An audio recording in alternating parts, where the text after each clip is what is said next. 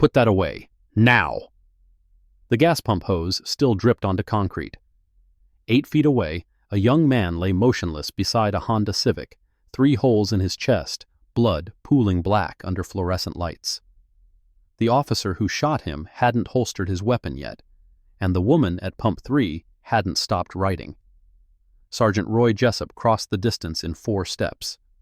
His hand closed around her wrist, hard, grinding the small bones together, and yanked the notebook from her grip. She didn't flinch, didn't cry out, just looked at him with eyes that had seen worse than a man with a gun and a badge who thought both made him untouchable. He'd chosen the wrong witness. Within 72 hours, he would learn exactly how wrong. The Quick Stop's security camera captured everything. The timestamp reading 9:47 p.m. in the corner, the Shell logo glowing red and yellow above pump 5 where Darnell Yarborough's body lay cooling, the woman in the simple navy dress standing absolutely still, while a sergeant twice her size tried to intimidate her into silence. What the camera couldn't capture was what she was thinking, what she'd already memorized, what she would testify to under oath, and what would happen when the system that protected men like Jessup discovered it had just made an enemy it couldn't bury. "Ma'am?" Jessup's voice dropped low, the kind of quiet that preceded violence. "I asked you a question." "You gave me an order." Her voice was steady. "That's different." His grip tightened. She felt the bones shift, felt the edge of real pain, but her expression didn't change. "You want to spend tonight in a cell?" "For what charge, Sergeant?" Behind them, sirens wailed closer. Blue and red lights painted the gas station in strobing color. Jessup glanced toward the sound, calculated his window, then shoved her backward. She caught herself against the pump, shoulder striking metal hard enough to bruise. Interfering with a crime scene. He tucked her notebook into his back pocket. "That's my statement. That's what happened here. You understand?" She understood perfectly. She just wasn't going to comply. Bateau. If this satisfies your craving for satisfying justice like it satisfies mine, hit subscribe and turn on notifications so you don't miss Part 2. 6 hours earlier, Barrow County had looked almost peaceful. Opal Drummond pulled her Lexus ES into the gravel parking lot of Mount Zion Baptist Church at 3:47 p.m., dust coating the midnight blue paint she'd had detailed just last week in Atlanta. The church sat at the end of County Road 12, white clapboard walls gleaming in afternoon sun, a hand-painted banner stretched across the entrance, celebrating 100 years of faith and community. Her grandmother Mabel had been one of the founding members, had walked 3 miles each Sunday morning in shoes that didn't fit right, had tithed pennies when pennies were all she had raised 6 children in a 2-room house while her husband worked himself to death in fields that belonged to someone else. Mabel Drummond had died 14 years ago, but her name was still on the cornerstone. Her handwriting still graced the original charter, preserved now behind glass in the fellowship hall. And her granddaughter, the one she'd called "my little lawyer girl," even before law school was anything more than an impossible dream, had driven 4 hours to honor her memory. Opal adjusted the rearview mirror, checked her appearance. Simple navy dress, modest heels, pearl studs her grandmother had given her at 18, no designer labels visible. Labels, no jewelry that screamed money. She'd learned long ago that certain spaces required a certain presentation, and returning to your hometown as anything other than humble invited the wrong kind of attention. She reached into her bag, pulled out the centennial program she'd printed from the church's website, and placed it in the seat pocket, aligned with the edge, parallel to the stitching. An old habit. Everything in its place. The fellowship hall buzzed with reunion energy when she entered. Faces she half recognized from childhood, older now, grayer, some of them looking at her with the squinted calculation of people trying to place a familiar stranger. She smiled, nodded, accepted hugs from women who remembered her grandmother, shook hands with men who'd known her father before he'd moved the family to Macon when she was 12. Sister Opal, Reverend Jerome Adkins approached with arms wide, his robe already donned for the evening service. Your grandmother would be so proud. You came all the way from Atlanta. Wouldn't miss it, Reverend. Mount Zion is home. You staying for the whole weekend? We've got the anniversary dinner tomorrow night, and Sunday's service is going to be something special. I'm planning on it. Booked a room at the Comfort Inn through Monday. Good, good. He clasped her hands between his, warm and papery. Mabel used to talk about you all the time, you know. My Opal's going to change the world, she'd say. You watch. Something tightened in Opal's chest. She'd spent 22 years in the Army, and another 5 in a position her grandmother couldn't have imagined, and she still wasn't sure she'd changed anything at all. She had more faith in me than I deserved. Faith's not about deserving, Reverend Adkins smiled. It's about believing anyway. The service that evening was everything she'd hoped. Old hymns sung in 4-part harmony, testimonies from members whose families had been part of Mount Zion for generations, a sermon about perseverance that quoted her grandmother by name. Opal sat in the third pew, where Mabel had always sat, and let herself remember what it felt like to belong somewhere without reservation. By 8 p.m., the fellowship hall had cleared. Opal helped stack chairs, wiped down tables, said her goodbyes. The drive to the Comfort Inn took 12 minutes, past the old feed store that was now a vape shop, past the high school football field where Friday night lights still meant something, past the county courthouse where justice had always been a negotiation rather than a guarantee. The Comfort Inn sat at the intersection of Route 29 and Highway 11, a 2-story rectangle of beige stucco and brown doors. The parking lot held maybe a dozen cars. The lobby smelled like industrial cleaner and stale coffee. The woman behind the desk looked up when Opal entered, and something shifted in her expression, a quick assessment, head to toe, that cataloged and judged in under 3 seconds. Help you? I have a reservation. Drummond. The woman typed slowly, deliberately, as if the computer required her full concentration. Atlanta address? That's right. Here for the church thing? The centennial celebration, yes. More typing. A printer wheezed to life somewhere behind the desk. The woman's name tag read, Meredith, and her smile when she finally looked up had all the warmth of a foreclosure notice. Room 214, 2nd floor, end of the hall. Checkouts at 11, sharp. Opal took the keycard without comment. She'd learned decades ago that some battles weren't worth the energy, that certain people had already decided who you were before you opened your mouth, and nothing you said would change their minds. Meredith Hawley would believe whatever she wanted to believe. Opal would sleep in a clean bed, attend her grandmother's memorial celebration, and drive back to Atlanta on Monday. That had been the plan. The room was adequate. Queen bed, flat-screen TV, a window that overlooked the parking lot. Opal unpacked methodically. Toiletries in the bathroom arranged by height, clothes hung in the closet with 2 fingers of space between each hanger, phone charger positioned on the nightstand with the cord coiled precisely. She caught herself doing it, and almost laughed. 20 years of military service had turned order into oxygen, and 5 years on the bench had only reinforced the habit. Her clerks in Atlanta joked that you could set your watch by the way she organized her desk. Her phone buzzed. A text from her chief deputy clerk. Hope the trip is going well. Judge Morrison sends regards. See you Tuesday. She typed back, all quiet here. Give my best to the team. Quiet. That was all she wanted. 48 hours of quiet, and then back to the work that never ended. The briefs, the arguments, the weight of decisions that shaped people's lives in ways they'd never fully understand. She changed into slacks and a blouse, grabbed her bag, and headed back out. Dinner at Della's Diner, the only restaurant in town that her grandmother had approved of, and then an early night. The plan was simple. The plan was about to become irrelevant. Della's Diner hadn't changed in 30 years. Same red vinyl booths, same chrome stools at the counter, same smell of bacon grease and coffee that had been sitting on the burner too long. Opal chose a booth in the back corner, her back to the wall, facing the door. An old habit. Situational awareness had been drilled into her during JAG training, and it had saved her more than once in courtrooms where defendants' families didn't appreciate the verdicts. The menu was laminated and sticky. She ordered the meatloaf special and a glass of sweet tea, then pulled out her phone to check emails.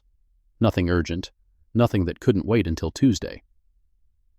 2 deputies sat 3 booths away, their uniforms straining at the buttons, their conversation loud enough to carry. Meredith says she drives a Lexus. The heavier one gestured with a French fry. Probably one of them lawyers looking to cause trouble. From Atlanta? The other one snorted.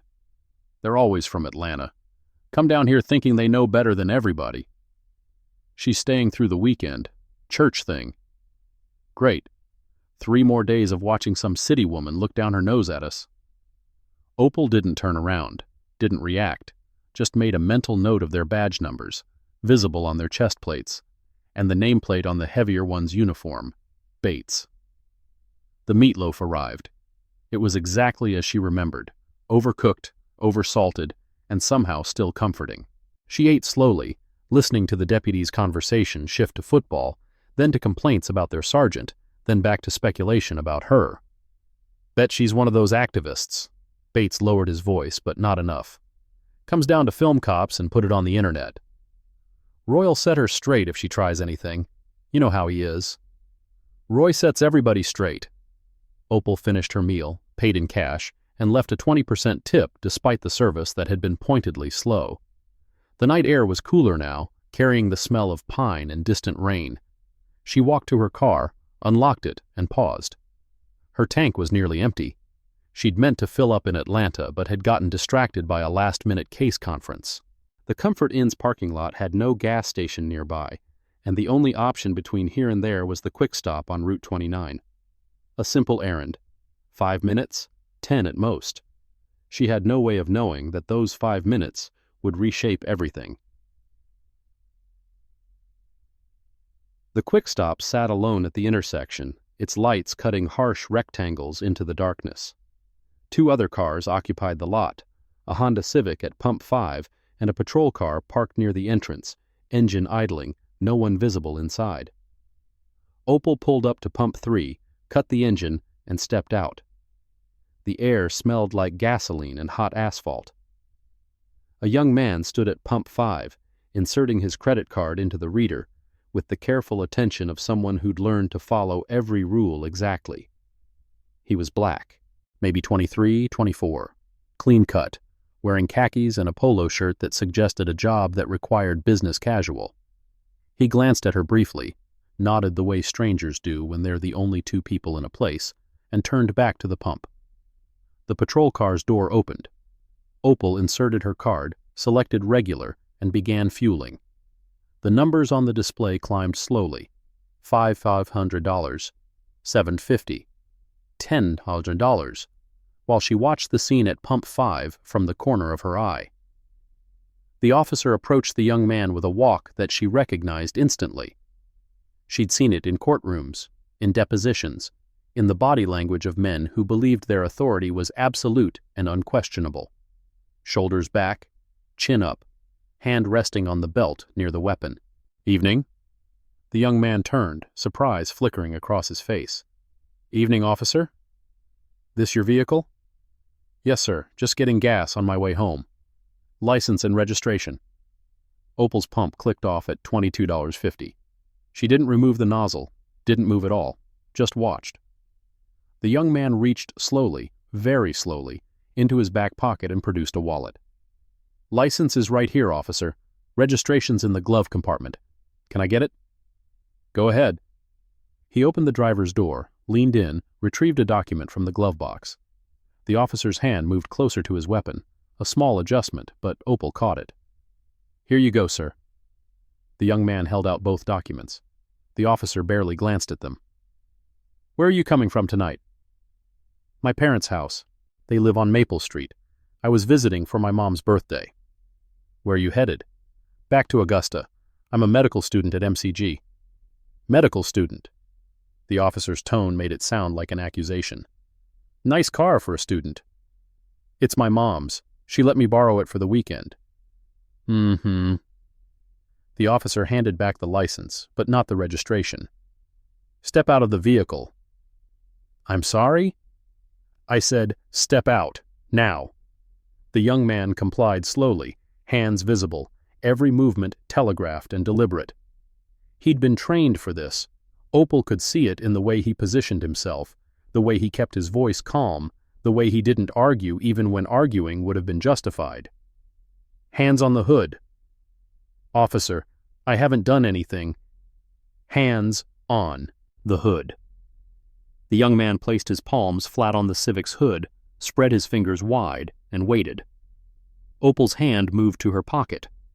The small leather notebook she carried everywhere, habit from her JAG days, reinforced during her years on the bench, was already in her palm. She unclipped the pen, opened to a fresh page, and began to write. Time, 9:43 p.m. Location, Quick Stop, Route 29. Officer, badge number visible at this distance, 4471. Subject, black male, early 20s, cooperative, no visible threat. The officer patted down the young man roughly, hands lingering longer than necessary, professional distance abandoned for something that looked more like harassment. Registration says this vehicle belongs to Cynthia Yarborough. That's my mother, sir. I told you she... You told me a lot of things. The officer stepped back. Wait here. He walked to his patrol car, climbed in, and picked up the radio. Opal could see his mouth moving but couldn't hear the words. The young man stayed frozen against the hood, the picture of compliance, while the night stretched around them both. 3 minutes passed. 4. 5. The officer emerged from his car. His hand was on his weapon now, not drawn, but ready. Opal's pen stopped moving. Darnell Yarborough? Yes, sir. There's a flag on this vehicle. Possible stolen report from Richmond County. That's not possible. My mother owns this car. She's had it for 6 years. Turn around. Hands behind your back. Officer, please, if you just call my mother. I said turn around. Darnell Yarborough turned. His movements were slow, careful, the movements of a man who understood that his life depended on absolute compliance. The officer reached for his handcuffs with one hand, keeping the other on his weapon. And Darnell Yarborough made the last mistake of his life. He reached for his wallet. I have the title in my wallet. I can prove... 3 shots split the night in 1.8 seconds. The body hit the ground before Opal could blink. The first thing she did was look at the security camera. It was mounted on the corner of the building, angled to cover the pumps. A small red light blinked steadily beneath the lens. Recording. The second thing she did was check her watch. 9:47 p.m. She wrote it down. The third thing she did was approach pump 5, walking slowly, hands visible, stopping 6 feet from where Darnell Yarborough lay bleeding out on the concrete. The officer, Sergeant Roy Jessup, according to the nameplate she could now read, stood over the body with his weapons still drawn. His chest heaved. His eyes were wide. But his face held no horror, only calculation. Ma'am, step back. This is an active crime scene. Opal stopped. Her pen kept moving. 3 shots fired, distance approximately 8 feet. Subject had hands moving toward back pocket. No weapon visible in subject's hands. No weapon visible on subject's person. Subject compliant prior to shooting. No verbal warning issued before shots fired. Ma'am, Jessup's voice sharpened. I said step back. I'm behind the pumps, Sergeant. I'm not interfering with anything. You're taking notes. I'm a witness. I'm documenting what I observed. His eyes narrowed.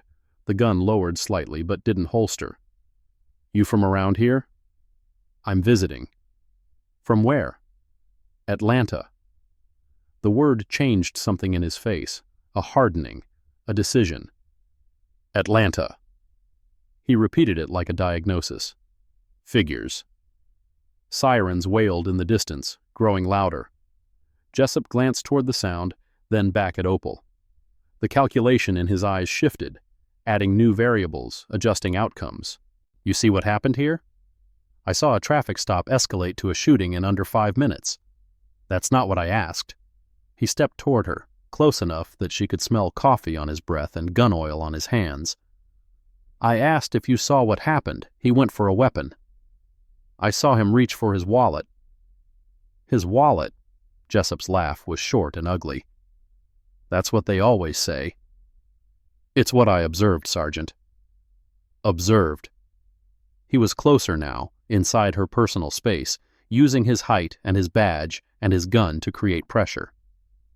You know what I observe?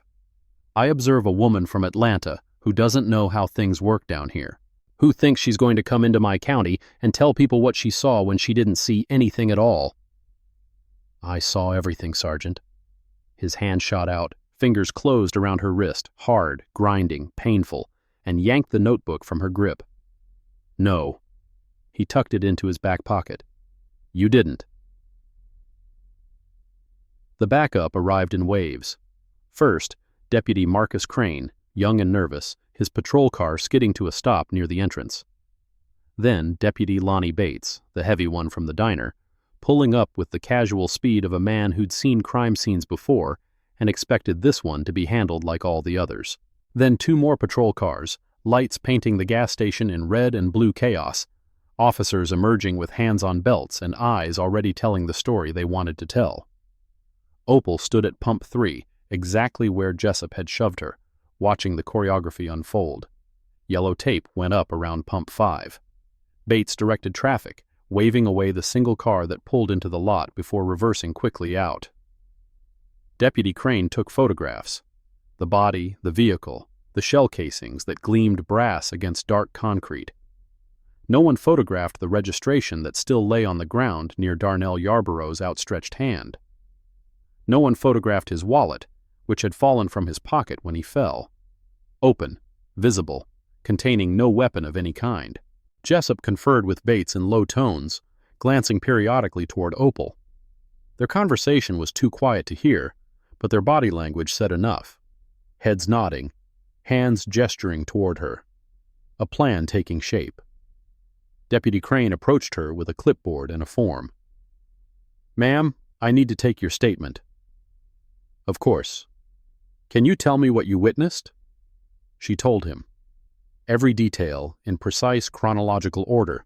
The traffic stop, the escalation, the compliance, the reach for the wallet, the shots. She watched him write it down, watched his face carefully not react, watched his pen hesitate on certain words before continuing. When he finished, he handed her the form to sign. I'd like a copy of my statement. He blinked. Ma'am? A copy. Of the statement I just gave. I'm entitled to one under Georgia law. The hesitation was brief but telling. Most witnesses didn't know that. Most witnesses signed and walked away and trusted the system to handle the rest. I'll have to check with my sergeant. Please do. He walked away. Jessup was watching now, openly, arms crossed, standing over the body like a hunter over a kill. He said something to Crane that made the young deputy nod quickly and return with a different expression, harder, more guarded. Sergeant says you can request a copy through official channels, file a form with the sheriff's department on Monday. It's Thursday night. I'd like my copy before I leave town. That's not how it works, ma'am. I see. Opal signed the form, noting the case number in the corner, 2024-1847. Then I'll be filing that request first thing Monday morning. You do that. He walked away without another word. Opal watched him go, watched him hand the clipboard to Bates, watched both men look at her with something between contempt and concern. They didn't know what to do with her. She wasn't screaming or crying or demanding answers. She wasn't threatening to call the news or the NAACP or her lawyer. She was just standing there, calm and quiet, a puzzle they couldn't solve, which meant they'd have to solve it the other way. The coroner arrived at 10:42 p.m. Opal noted the time, noted the van's license plate, noted the 2 technicians who emerged with stretchers and body bags, and the professional detachment of people who touch death for a living. Darnell Yarborough's body was photographed again, measured, catalogued. His pockets were emptied. Wallet, phone, car keys, a receipt from a restaurant in Augusta dated that afternoon. No weapon. Nothing that could be mistaken for a weapon. Nothing that justified 3 bullets to the chest. The technicians loaded him into the van without ceremony. The doors closed. The engine started, and Darnell Yarborough left the quick stop for the last time. His mother's car still parked at Pump 5, his blood still staining the concrete beneath the fluorescent lights. Jessup approached Opal as the van pulled away. "You can go now. I'd like my notebook back." "What notebook?" She held his gaze. "The one you took from my hand." "I don't know what you're talking about, ma'am." "You didn't have any notebook." "Sergeant, my advice?" He stepped closer, lowering his voice to a register that was almost intimate. "Go back to Atlanta. Go back to your life. Forget what you think you saw here tonight." "I don't think I saw anything, Sergeant. I know what I saw." "Then you know that young man reached for something in his pocket, and I had to make a split-second decision to protect myself and the public. That's what happened. That's what my report will say. That's what every report will say." "Including mine?" His smile didn't reach his eyes. "Yours says what you told Deputy Crane, and Deputy Crane's notes say you were confused, upset, not certain about the sequence of events." "That's not what I said." "It's what you meant." He patted her shoulder, a gesture that might have looked friendly to a camera but felt like a threat. "Drive safe now. Roads can be dangerous at night." He walked away. Opal stood perfectly still, processing what had just happened. They weren't just going to suppress the truth. They were going to rewrite it, and they expected her to let them. If this satisfies your craving for justice, comment Part 2, so I know to keep going. The Comfort Inn's parking lot was nearly empty when Opal pulled in at 11:23 p.m. Her hands were steady on the wheel, her breathing even, her mind running calculations that wouldn't stop. She parked in a space near the stairwell, cut the engine, and sat in the darkness for a full minute before reaching for her bag. The notebook Jessup had taken contained observations from the scene, valuable but not irreplaceable. She'd already committed the essential details to memory, a skill honed through decades of legal work where documents disappeared and testimony changed, and the only reliable record was the one you carried in your head. Badge number 4471, Sergeant Roy Jessup. 3 shots, 1.8 seconds. No verbal warning. Wallet in hand. No weapon. Security camera recording. She would reconstruct everything in a fresh notebook. She would file for the 911 recordings under FOIA. She would contact the Georgia Bureau of Investigation and request their involvement in the shooting review. She would do everything by the book, exactly as she'd been trained, exactly as she'd spent her career demanding others do. And she would not tell anyone who she was. That was important, crucial even. The moment she identified herself, everything would change. The investigation, the scrutiny, the narrative. A federal appellate judge witnessing a police shooting wasn't just a news story. It was a political earthquake. And earthquakes had a way of burying the truth beneath rubble. She wanted the truth preserved. She wanted to see how the system functioned when it didn't know it was being watched by someone it couldn't dismiss. She stepped out of the car and froze. Roy Jessup leaned against the stairwell railing, arms crossed, badge glinting in the parking lot lights. He wasn't in uniform anymore. Jeans, flannel shirt, baseball cap pulled low, but the gun on his hip was still regulation, and the smile on his face was pure predator. Nice car. Opal's keys were in her hand, positioned between her fingers the way she'd been taught. Not that it would matter against a gun, but habits died hard. Sergeant Jessup? Off duty now, just Roy. He pushed off the railing, approached slowly. Funny coincidence, running into you here. The only hotel in town. Not much of a coincidence. I was thinking we could continue our conversation from earlier. He stopped 3 feet away, close enough to touch if he wanted to. Clear up any misunderstandings. There's nothing to clear up. I told Deputy Crane what I saw. What you thought you saw. What I saw, Sergeant. His expression flickered. Annoyance, quickly suppressed. He wasn't used to pushback. Wasn't used to witnesses who didn't fold under the weight of a badge and implied threats. You know what I've noticed about people from Atlanta? He reached out, ran a finger along the edge of her side mirror, casual and proprietary. They come down here thinking they understand how things work, thinking their rules apply everywhere. He looked at her directly. They don't. I'm aware that different jurisdictions have different procedures. That's not what I mean, and you know it. He stepped closer inside her personal space, crowding her against the car. You're a witness to a justified shooting. Deputy Crane's notes reflect some confusion in your statement, some inconsistencies. Happens all the time. Stress, shock, unfamiliar environment. My statement was clear. Statements can be amended. His hand came up, touched her shoulder, not hard, not yet, but firm enough to make a point. I'm trying to help you here. Help you understand that the easiest path is the one where you go back to Atlanta, tell your friends some story about small-town drama, and forget you were ever here. Opal didn't step back, didn't flinch. And if I don't take the easy path, then things get complicated. His grip tightened. For everyone. She reached up, removed his hand from her shoulder with a grip that surprised him. Firm, practiced, the muscle memory of 2 decades in a uniform that demanded physical competence.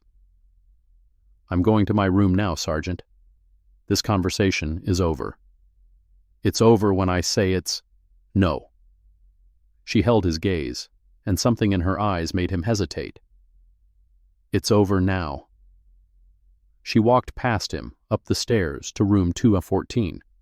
She unlocked the door, stepped inside, and closed it behind her without looking back.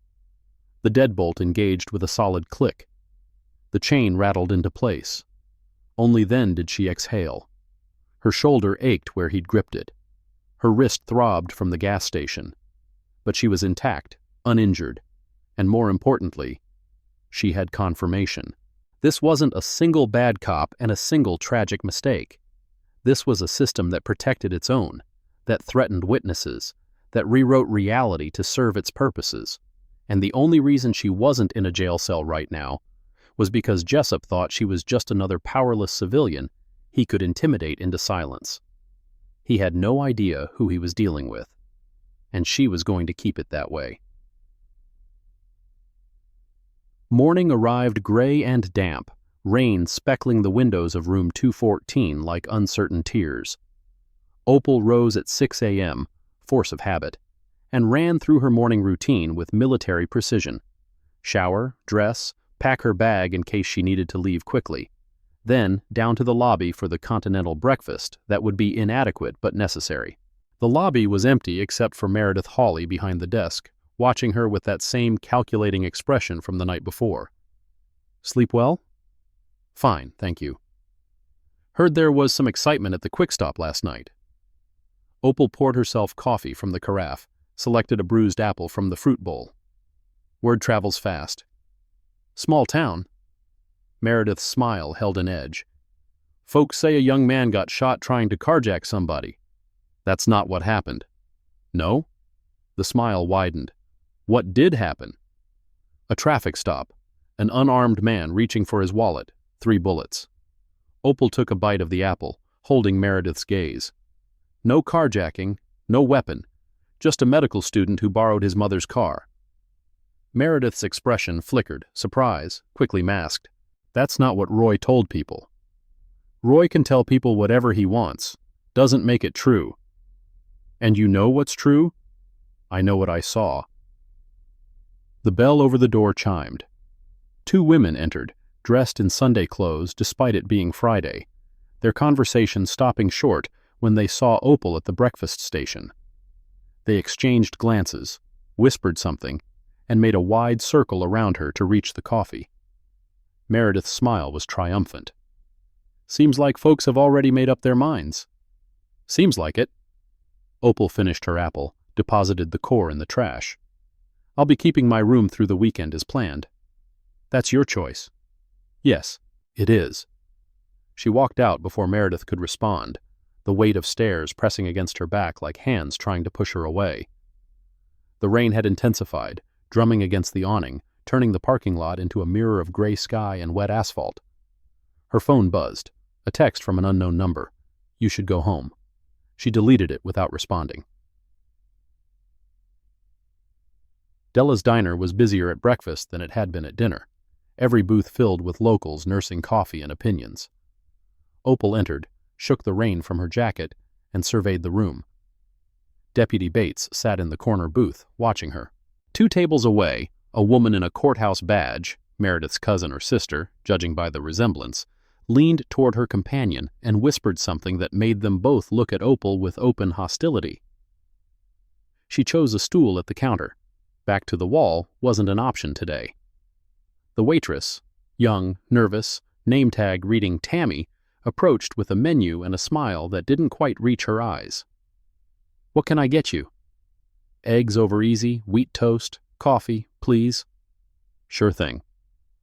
Tammy retreated to the kitchen. The diner's ambient conversation continued around Opal, but she could feel the attention shifting, people glancing at her, looking away, glancing back. She was the center of a story being written without her consent. The door opened. Reverend Adkins entered, shaking rain from his umbrella, his face somber. Sister Opal. He sat on the stool beside her, his voice low. I heard about last night. Word travels fast. It does. He signaled Tammy for coffee. The Yarbrough family. They go to New Hope Baptist over in Winder. Pastor Thomas called me this morning, asked if I knew anything about the witness. What did you tell him? That I knew you were a good woman from a good family, that Mabel Drummond's granddaughter wouldn't lie about what she saw. Thank you, Reverend. Don't thank me yet. His coffee arrived. He wrapped his hands around the cup like he was seeking warmth. The sheriff's brother-in-law is Judge Carruthers. The district attorney is married to the sheriff's daughter. Everybody in this county is connected to everybody, and they all protect each other. I've noticed. Then you've noticed that standing up here isn't like standing up in Atlanta. There's no ACLU office down the street. No investigative journalists waiting to break a story. Just people who've learned to keep their heads down and their mouths shut. Opal sipped her coffee. I'm not very good at keeping my mouth shut. I know. His smile was sad. Neither was your grandmother. Mabel got in trouble more than once for saying what needed to be said. She never told me that. She told me, said it was the burden of seeing clearly in a world that preferred blindness. He set down his cup. Just promise me you'll be careful. These people don't play fair. I don't expect them to. Good. He stood, patted her shoulder gently. Come to church Sunday. Whatever happens, you're welcome at Mount Zion. I'll be there. He left. Opal's breakfast arrived. Eggs slightly overcooked, toast cold, but she ate it anyway. Fuel was fuel. Deputy Bates approached as she was finishing, his bulk casting a shadow over her plate. Ma'am? Deputy. Sergeant Jessup wants to see you down at the station. Just some follow-up questions about last night. Am I being detained? No, ma'am. Just asking for your cooperation. I cooperated last night, gave Deputy Crane a full statement. Sergeant wants to clarify a few things. He can clarify them in writing. I'll respond through proper channels. Bates's expression hardened. You're making this difficult. I'm following the law, Deputy. So should you. He stood there for a long moment, clearly unused to civilians who knew their rights and insisted on them. Then he turned and walked back to his booth, pulling out his phone to text someone. Jessup, probably. Planning their next move. Opal paid for her breakfast, left the standard tip, and walked out into the rain. The game had begun, and both sides were still figuring out the rules. The difference was, she'd been playing this game for 30 years. They were just getting started. The weekend passed in a careful dance of observation and avoidance. Saturday morning, Opal attended the anniversary breakfast at Mount Zion, surrounded by church members who treated her with a warmth that felt almost defiant, a community closing ranks around one of their own. She heard whispers about the shooting, about the witness who contradicted the official story, about how somebody ought to do something. But nobody said anything directly to her, and she didn't push. Saturday afternoon, she visited the library, a small brick building that smelled of old paper and determination. The local newspaper archives were available on microfilm, and she spent 3 hours scrolling through years of coverage, documenting a pattern that wouldn't surprise her but needed to be seen. Officer-involved shootings, 2014 to 2024, 7 total. All victims black, all shootings ruled justified. No officers disciplined, no charges filed, no independent investigations. The same names appeared repeatedly: Jessup, Bates, a deputy named Holt who'd retired in 2022, and always, Judge Emmett Carruthers, presiding over any civil suits that attempted to challenge the system. Every suit had been dismissed. Every family had eventually stopped fighting. This was bigger than one shooting, one night, one bad cop with a fast trigger finger. This was a machine, well-oiled and long-running, that produced bodies and buried complaints with equal efficiency. Saturday evening, she returned to her room and found an envelope under the door. No return address. Inside, a single sheet of paper with 3 typed words: "Go home, Atlanta." She photographed it, documented the time, and added it to the file she was building. Sunday morning, she attended services at Mount Zion. The sermon was about justice, not the quick, satisfying justice of television dramas, but the slow, grinding justice of persistence and faith. Reverend Adkins didn't mention the shooting directly, but his message was clear. Sometimes standing up meant standing alone, and sometimes standing alone was exactly what God required. After the service, a woman approached her, late 50s, elegant despite the grief etched into her face, wearing a black dress that spoke of recent loss. "You're the witness." "Yes, ma'am." "I'm Cynthia Yarborough." Her voice was steady, but her hands trembled. "Darnell's mother." Opal took her hands gently. "I'm so sorry for your loss, Mrs. Yarborough." "Call me Cynthia." She squeezed Opal's fingers. "They're saying he went for a weapon, that Roy Jessup had no choice." "That's not what happened." "I know.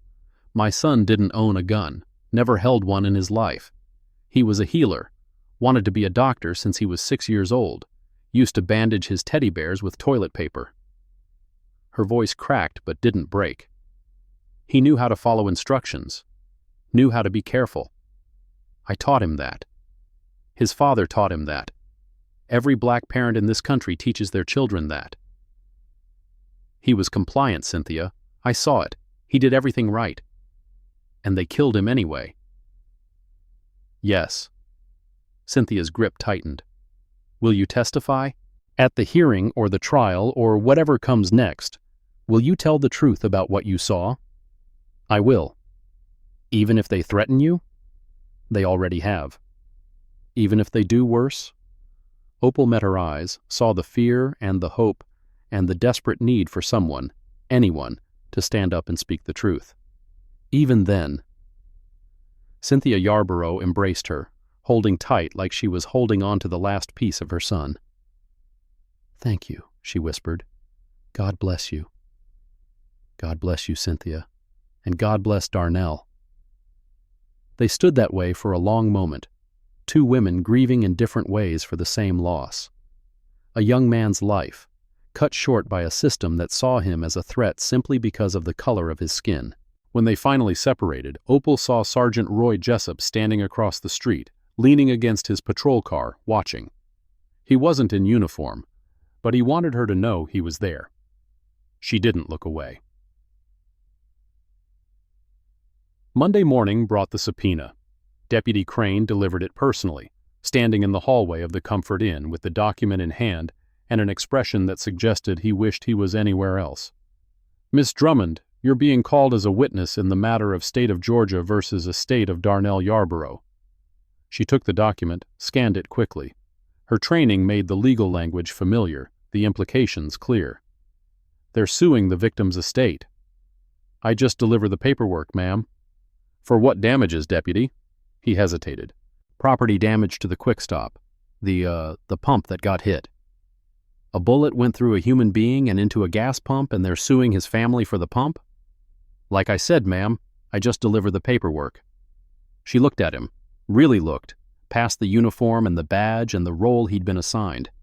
He was young, maybe 25, and there was something in his eyes that suggested he wasn't entirely comfortable with what he was part of. Deputy Crane. Marcus, isn't it? Yes, ma'am. The statement you took from me Thursday night, the one you wrote down, what happened to it? He shifted his weight. It's in the file. Is it accurate? Ma'am, I wrote down what you told me. And the version in the file? Is it what you wrote, or has it been amended?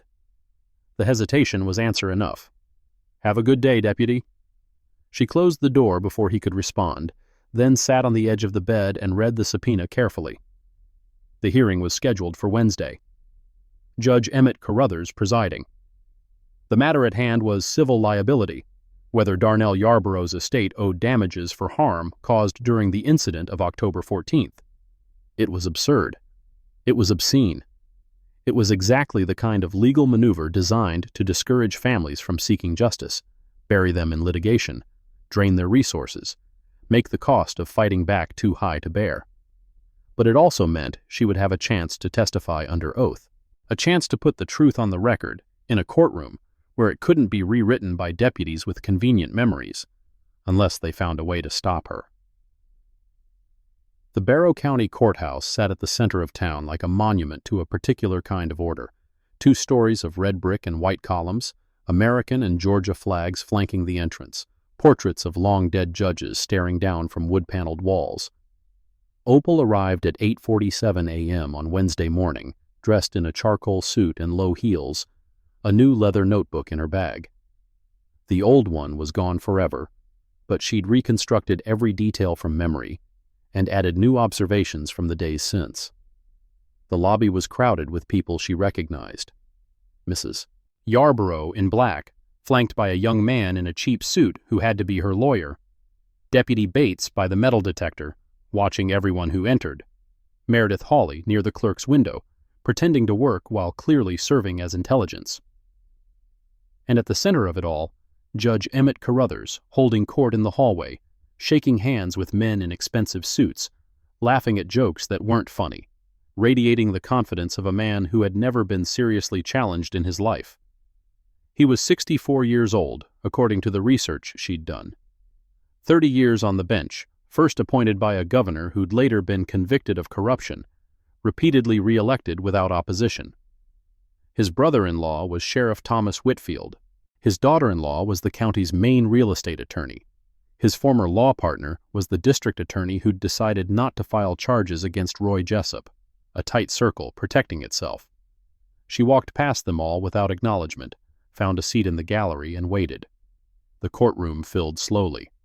Mrs. Yarborough and her lawyer, his nameplate read Terence Booker, took their place at the plaintiff's table, though in this proceeding they were technically defendants. The county attorney, Wilson Craig, sat across from them, shuffling papers with the boredom of a man who knew the outcome was predetermined.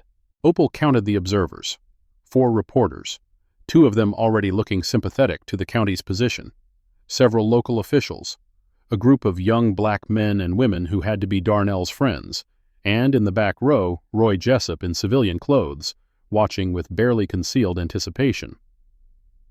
At 9:00 a.m. precisely, the bailiff called the court to order. All rise. The Superior Court of Barrow County is now in session, the Honorable Judge Emmett Carruthers presiding. Carruthers emerged from his chambers, black robe billowing, and settled into the high-backed chair like a king taking his throne.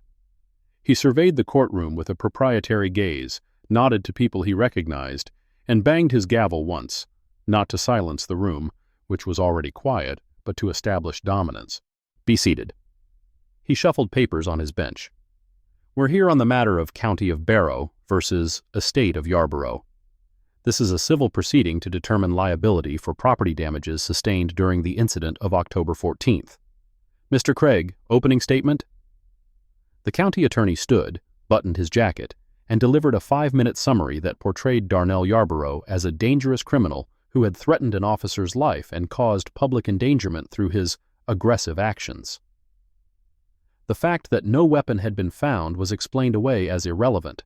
The officer had perceived a threat, had acted accordingly, and any damage that resulted was the fault of the deceased. Terence Booker's response was passionate but hampered by limited resources. He spoke of Darnell's character, his dreams, his spotless record. He described the shooting as unjustified, the lawsuit as obscene, the entire proceeding as a travesty. Judge Carruthers cut him off twice. "Counselor, this isn't a criminal trial. We're here to determine property damages, not to relitigate the shooting itself." "Your Honor, the circumstances of the shooting are directly relevant to—" "I've ruled on what's relevant in my courtroom. Move on." Booker clenched his jaw but complied. The first witness was the Quick Stop manager, who testified about the damage to Pump 5, $3,400 in repairs, plus lost revenue during the closure. Then came a county property assessor who'd valued the disruption at an additional $2,200. The numbers were absurd, but they were on the record, and the record was what mattered. At 11:30 a.m., the county called its final witness. The county calls Opal Drummond. She rose, walked to the stand, placed her hand on the Bible, and swore to tell the truth. What happened next would change everything. If you want to see justice satisfying, justice delivered, subscribe now because Part 2 drops soon. The county attorney approached with the easy confidence of a man who expected compliance. "Ms. Drummond, you were present at the Quick Stop on the evening of October 14th, correct?" "Yes." "And you were there to purchase gasoline?" "Yes." "Can you describe what you observed that evening?" Opal paused, organizing her thoughts. "I observed a traffic stop that escalated to a fatal shooting in approximately 5 minutes. "Can you be more specific?" "Certainly. I observed Sergeant Jessup approach a vehicle at Pump 5. I observed him order the driver, Darnell Yarborough, to produce identification. I observed Mr. Yarborough comply immediately and completely.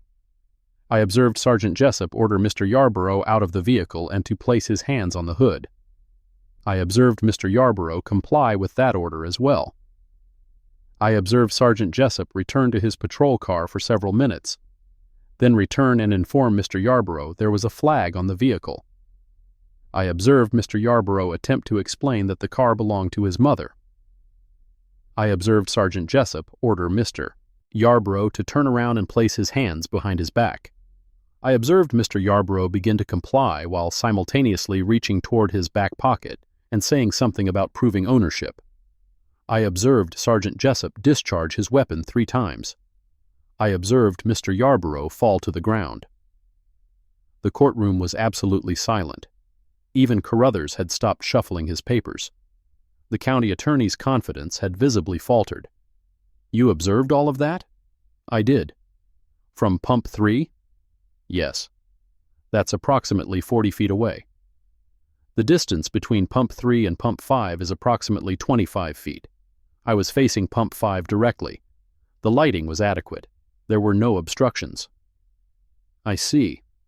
Craig regrouped. "Ms. Drummond, you've described Mr. Yarborough as compliant, but isn't it true that he made a sudden movement toward his pocket?" "I described Mr. Yarborough reaching toward his back pocket while verbally indicating he had proof of ownership." "The movement was not sudden. It was slow and deliberate, consistent with someone attempting not to appear threatening." "That's your interpretation." "That's my observation." "Observations can be mistaken, Miss Drummond. You were under stress. It was nighttime. The situation was confusing." "The situation was not confusing. I was not under significant stress. My observations are accurate." Craig's face reddened. "Your Honor, the witness is being non-responsive." Judge Carruthers leaned forward. "Ms.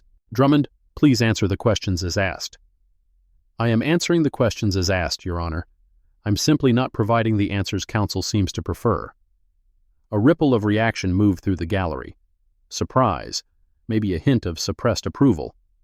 Carruthers banged his gavel. That's enough. Mr. Craig, continue. Ms. Drummond, yes or no? Did Darnell Yarborough reach toward his pocket? Yes. Yes or no? Did that movement occur immediately before Sergeant Jessup discharged his weapon? Yes. No further questions. Craig sat down with the air of a man who'd salvaged something from a difficult witness. Terence Booker rose for cross-examination. Ms. Drummond, you've been asked about Mr. Yarborough's movement. Can you describe what you observed in his hand when he reached toward his pocket? He did not complete the movement. Sergeant Jessup fired before Mr. Yarborough's hand reached his pocket. So you did not see a weapon? I did not see a weapon because there was no weapon to see. Did you see Mr. Yarborough make any threatening gestures prior to the shooting? No. Did you hear Sergeant Jessup issue any verbal warnings before firing? No. Did you observe— Objection. Craig was on his feet. Counsel is asking the witness to characterize conduct outside the scope of this proceeding. Judge Carruthers nodded. Sustained. Mr. Booker, confine yourself to matters relevant to property damage. Booker's frustration was visible, but he pressed on. Ms. Drummond, in your observation, was Darnell Yarborough responsible for the property damage at the Quick Stop? Objection. Calls for a legal conclusion. Sustained. Ms. Drummond, in your observation, did Darnell Yarborough fire any weapons that evening? No. Did Darnell Yarborough cause any damage to the Quick Stop premises? No. The damage was caused by bullets fired from Sergeant Jessup's weapon. No further questions. Booker sat. Opal turned to leave the stand. Not so fast, Ms. Drummond. Judge Carruthers' voice stopped her cold. She turned to face him, and the expression on his face was no longer bored or distracted. It was focused, intent. A man who'd identified a problem and intended to solve it. You've offered some very detailed observations today, very precise language, almost legal in its formulation. I was asked to describe what I observed, Your Honor. I did so. You did, very thoroughly. He leaned forward. What do you do for a living, Ms. Drummond? The question hung in the air. The courtroom waited. I work in Atlanta, Your Honor. Doing what? I work in legal affairs. Legal affairs. His eyes narrowed. You're a lawyer? I have legal training, yes. I see. He sat back, processing this new information. And you came all the way to Barrow County to attend a church celebration? My grandmother was a founding member of Mount Zion Baptist. I came for the centennial. And just happened to witness a shooting at the Quick Stop. I stopped for gas. The shooting occurred while I was there. Convenient. Tragic, Your Honor. Not convenient. Carruthers' face flushed. He wasn't used to witnesses who stood their ground, who answered precisely, who didn't wilt under judicial pressure.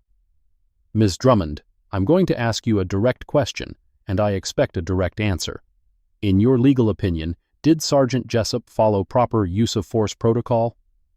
Opal paused. This was a trap. She could see it clearly.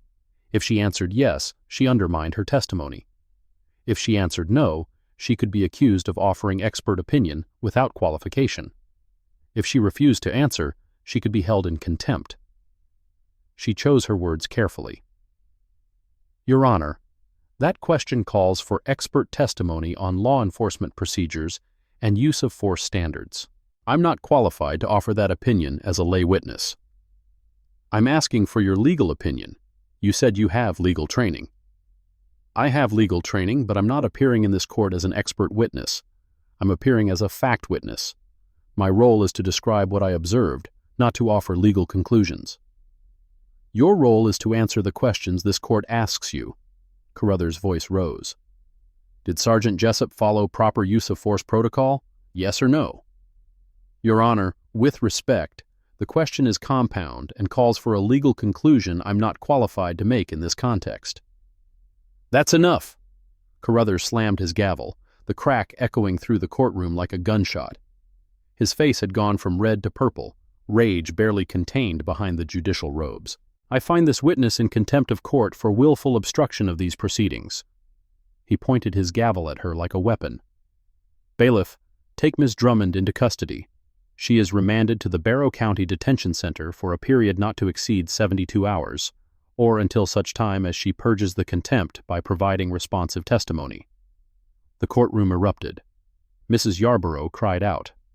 Terence Booker jumped to his feet, shouting objections. The reporters scrambled for their phones. And in the back row, Roy Jessup smiled. Opal stood absolutely still as the bailiff approached with handcuffs. "I'd like that order in writing, Your Honor."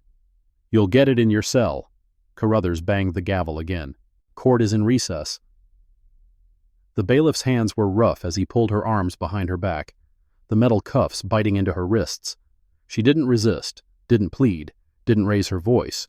She just walked out of the courtroom with her head high and her back straight, the way her grandmother had taught her, the way the Army had reinforced, the way 30 years in the legal system had made second nature. They thought they'd silenced her. They had no idea what they'd just set in motion. The Barrow County Detention Center smelled like disinfectant and despair. Opal was processed through booking with efficient brutality. Fingerprints, photographs, personal belongings confiscated and cataloged.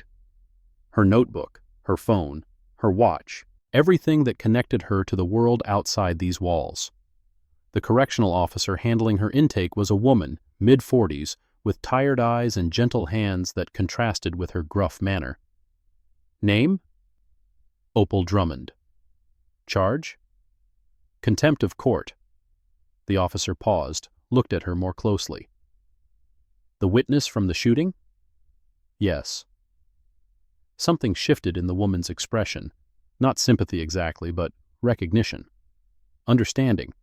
The look of someone who'd seen how this system worked and had made her peace with it, however uneasy. Cell block C, end of the hall. She was escorted down a corridor that seemed designed to demoralize. Flickering lights, peeling paint, the smell of urine and industrial cleaner fighting for dominance. Other inmates watched from their cells as she passed, some catcalling, most just staring with the dead-eyed gaze of people who'd stopped expecting anything from the world. The cell they assigned her was 6 by 8 feet. Metal bunk, thin mattress, toilet without a seat, sink with rust stains. The door clanged shut behind her, the lock engaging with a sound that resonated in her bones. She was alone. For the first time since the shooting, she let herself feel the weight of what had happened. Not fear, she'd moved past fear decades ago, but anger. Deep, righteous anger at a system that had just demonstrated exactly how thoroughly it protected its own. A young man was dead. His family was being sued for the bullet holes that killed him. And the witness who dared to tell the truth was now sitting in a jail cell, punished for the crime of precision. She sat on the edge of the bunk and waited. An hour passed. 2. At 4:32 p.m., she counted the minutes by the rhythm of her breathing. A correctional officer appeared at her cell door. Not the woman from intake, but someone different. Younger, less certain. Her name tag read Reeves. Ms. Drummond? Yes. You get one phone call. Opal stood, smoothed her suit jacket out of habit, even though it was wrinkled beyond repair. I need to make a call to Atlanta. Family? No. She met the officer's eyes. The 11th Circuit Court of Appeals, clerk's office. Officer Reeves blinked. Her mouth opened, then closed. She looked at Opal differently now, reassessing everything she'd assumed. That's federal court. Yes. Why would you be calling federal court? Opal allowed herself a small smile, the first since she'd been arrested. Because that's where I work. The phone was mounted on the wall of a small room that smelled like old cigarettes and broken promises. Officer Reeves stood outside the door, visible through the reinforced glass window, her expression a mixture of confusion and dawning realization. Opal lifted the receiver, dialed a number she knew by heart, and waited. 3 rings. 4. 11th Circuit Court of Appeals, Clerk's Office. This is Judge Drummond. I need to speak with the duty clerk immediately. A pause. 2 seconds of silence that felt like forever. Judge Drummond? The voice on the other end sharpened. This is Angela. Are you all right? I'm in custody, Angela. Barrow County Detention Center. Contempt charge from a state court proceeding. What? How? I'll explain later. Right now, I need you to contact Martin Okonkwo. Tell him to initiate emergency habeas procedures under 28 U.S.C. Section 22241. I need a filing in the Northern District by end of business today. Yes, Judge. Immediately. Should I alert Chief Judge Morrison? Yes. And Angela, tell him this is connected to the Yarborough shooting. He'll understand the implications. Understood. Is there anything else you need? Opal looked through the glass at Officer Reeves, who was watching her with an expression that suggested her worldview was undergoing rapid revision. Just get me out of here, through proper channels. We will, Judge. I promise. She hung up the phone, turned to face the door. Officer Reeves opened it slowly, stepped aside to let her pass. Ma'am, who are you? Opal walked past her, back toward the cell that would hold her for a few more hours, maybe less.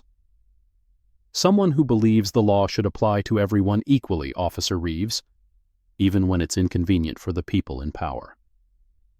She returned to her cell without another word, sat on the bunk, closed her eyes. The machine was about to discover it had tried to grind down the wrong woman, and the response was already in motion. So, 8 hours later, the first domino fell. A black SUV pulled into the detention center parking lot at 11:47 p.m. 2 figures emerged. A man in a U.S. Marshal's windbreaker and a woman in a federal prosecutor's blazer, both moving with the purposeful stride of people who expected doors to open for them. The night shift supervisor nearly dropped his coffee when they presented their credentials.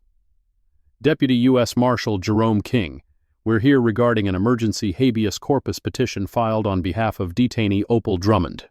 Habeas? What now? Federal court has issued an order for the immediate production of Ms. Drummond for an emergency hearing at 9 a.m. tomorrow.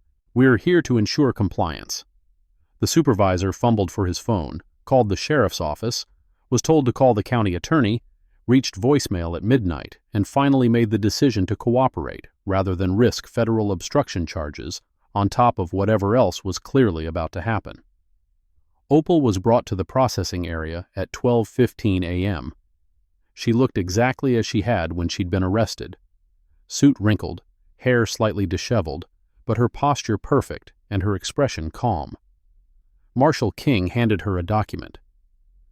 Judge Drummond, emergency habeas hearing is scheduled for 9 a.m. in the Northern District of Georgia before Magistrate Judge Clara Prentice. We'll transport you directly. She read the document carefully, noting the case number, the grounds cited, the expedited timeline that only happened when someone very senior made phone calls to someone else very senior. Thank you, Marshal. Our pleasure, Your Honor. Your Honor. The night shift supervisor's face went pale as the implications sank in. The county attorney's voicemail was about to become very, very relevant. And somewhere in Barrow County, Judge Emmett Carruthers was sleeping peacefully, unaware that his world was about to collapse around him. The drive to Atlanta took 90 minutes. Opal sat in the back of the SUV, watching rural Georgia give way to suburban sprawl and then urban density, the city lights growing brighter as the night grew darker. Marshal King drove.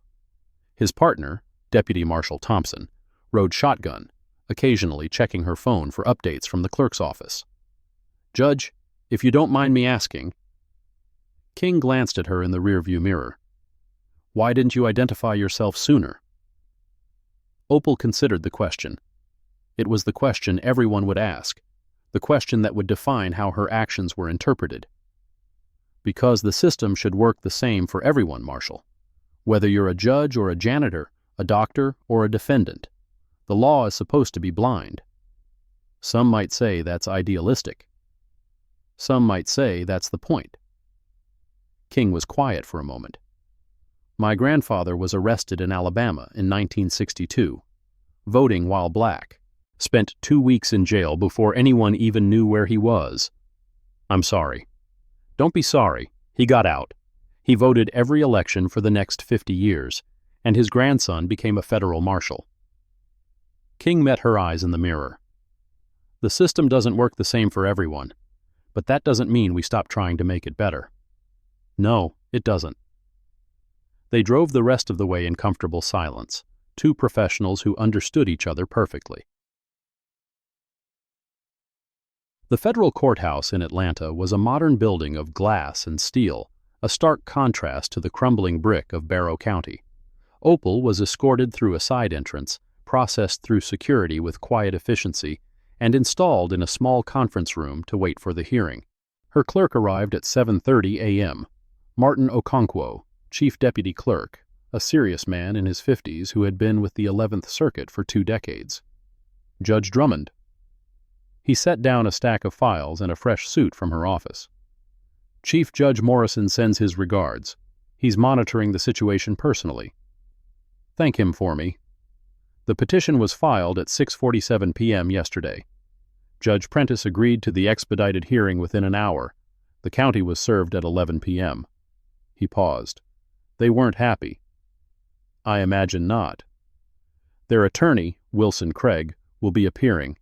He's been on the phone with the State Attorney General's office all night, trying to figure out how to spin this. And Judge Carruthers? Not yet informed, according to our sources. He'll learn about it when everyone else does, in the courtroom. Opal allowed herself a small, grim smile. Good. She changed into the fresh suit, reviewed the petition and supporting documents, and prepared for what was coming. The hearing itself would be straightforward. The facts were on her side, the law was clear, and the Northern District didn't share Barrow County's institutional biases. But the aftermath would be complicated.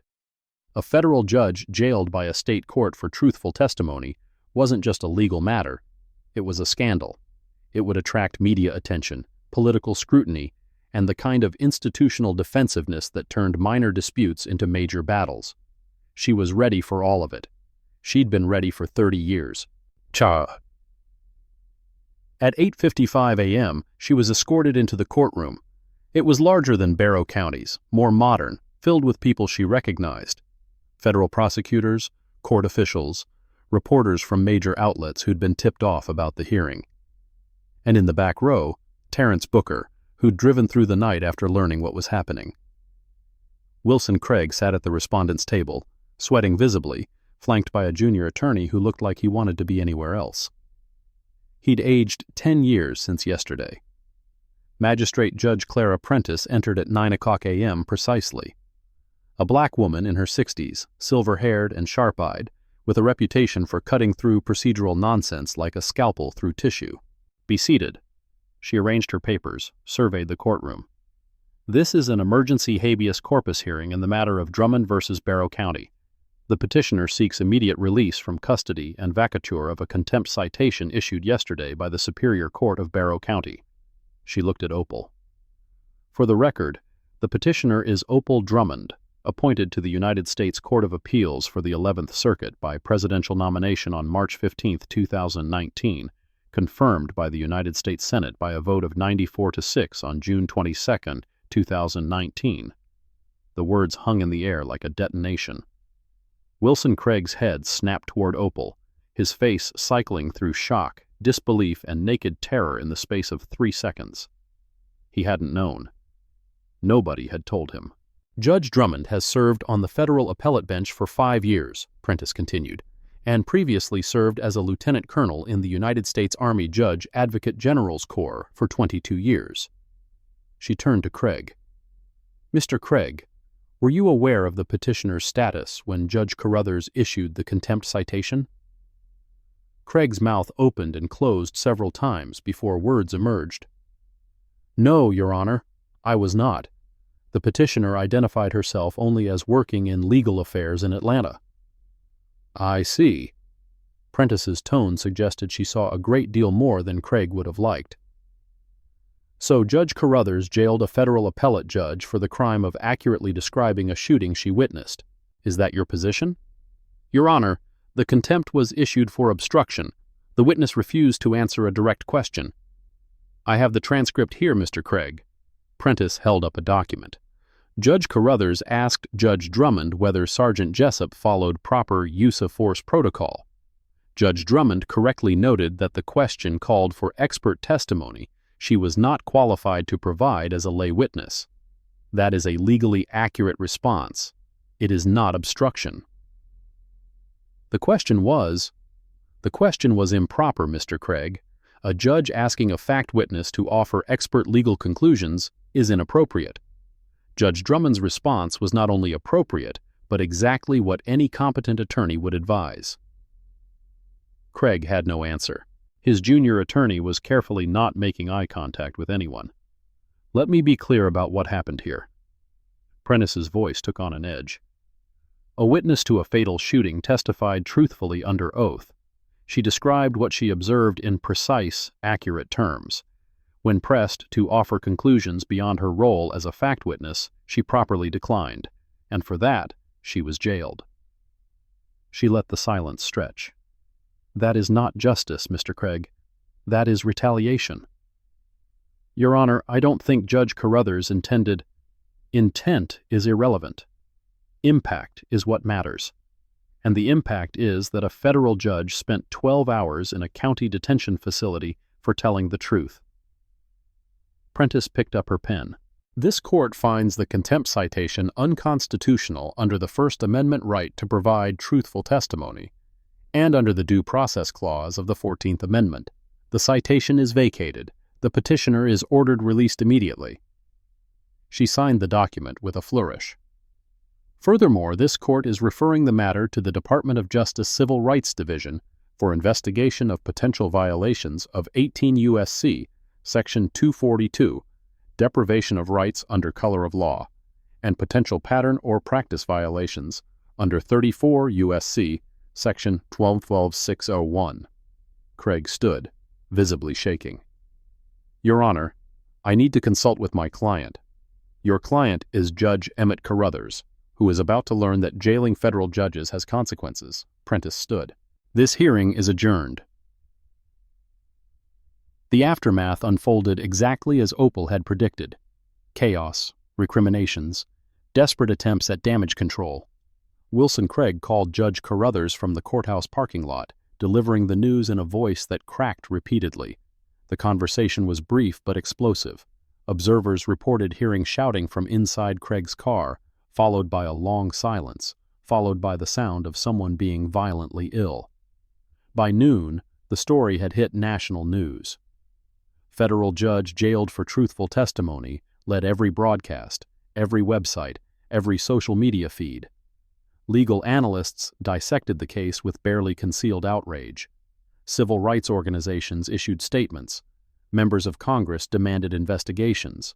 And in Barrow County, the machinery of self-protection lurched into motion. Sheriff Whitfield called a press conference at 2 p.m., flanked by Judge Carruthers and Sergeant Jessup, attempting to frame the situation as a misunderstanding that had been blown out of proportion by outside agitators.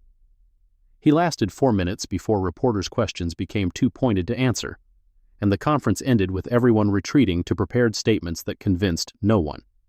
By 5 p.m., the Department of Justice had announced a preliminary investigation into the Barrow County Sheriff's Department and Superior Court.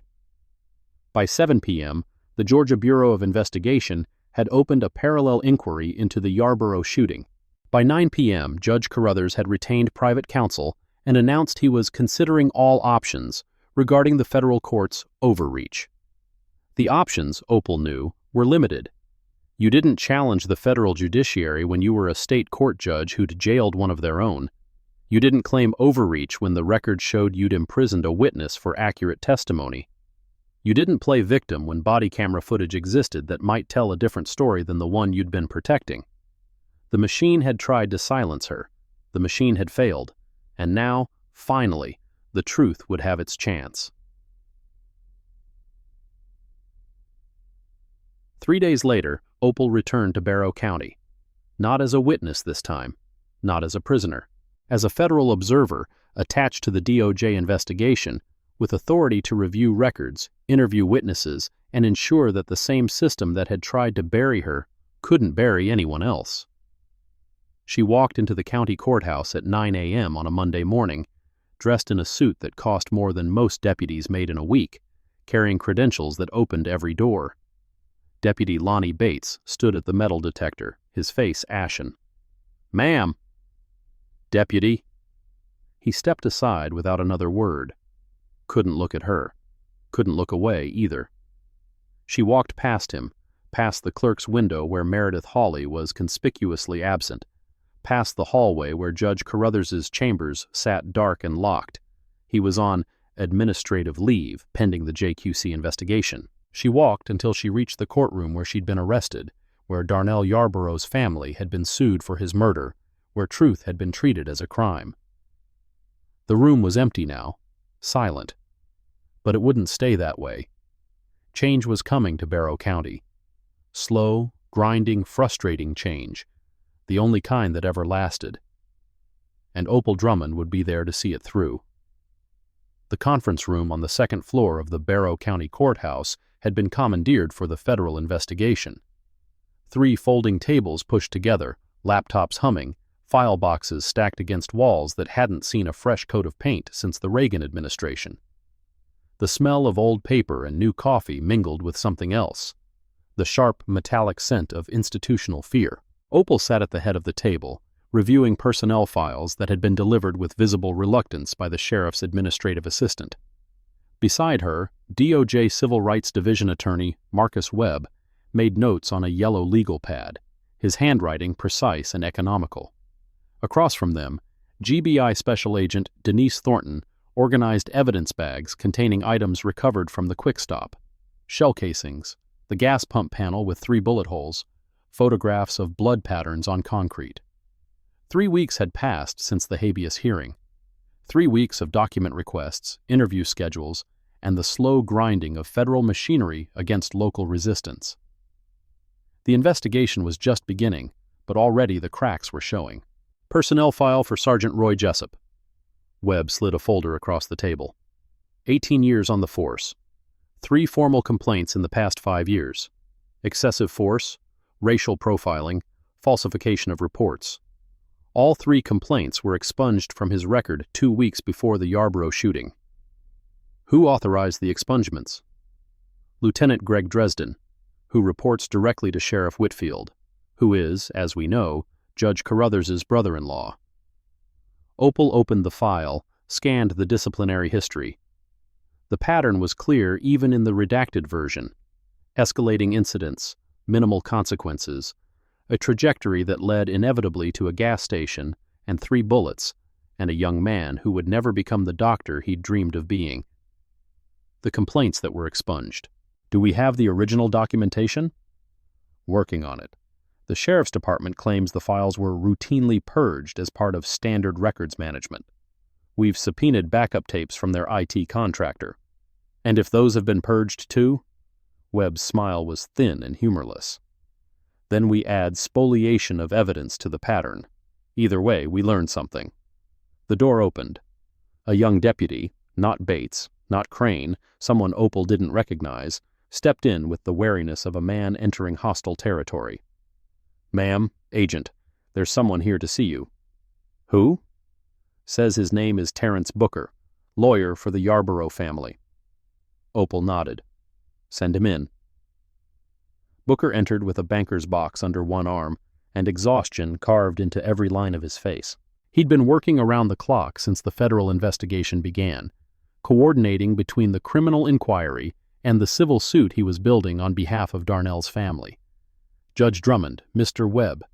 He set the box on the table. "I have something you need to see." "What is it?" "Recordings from Darnell's phone."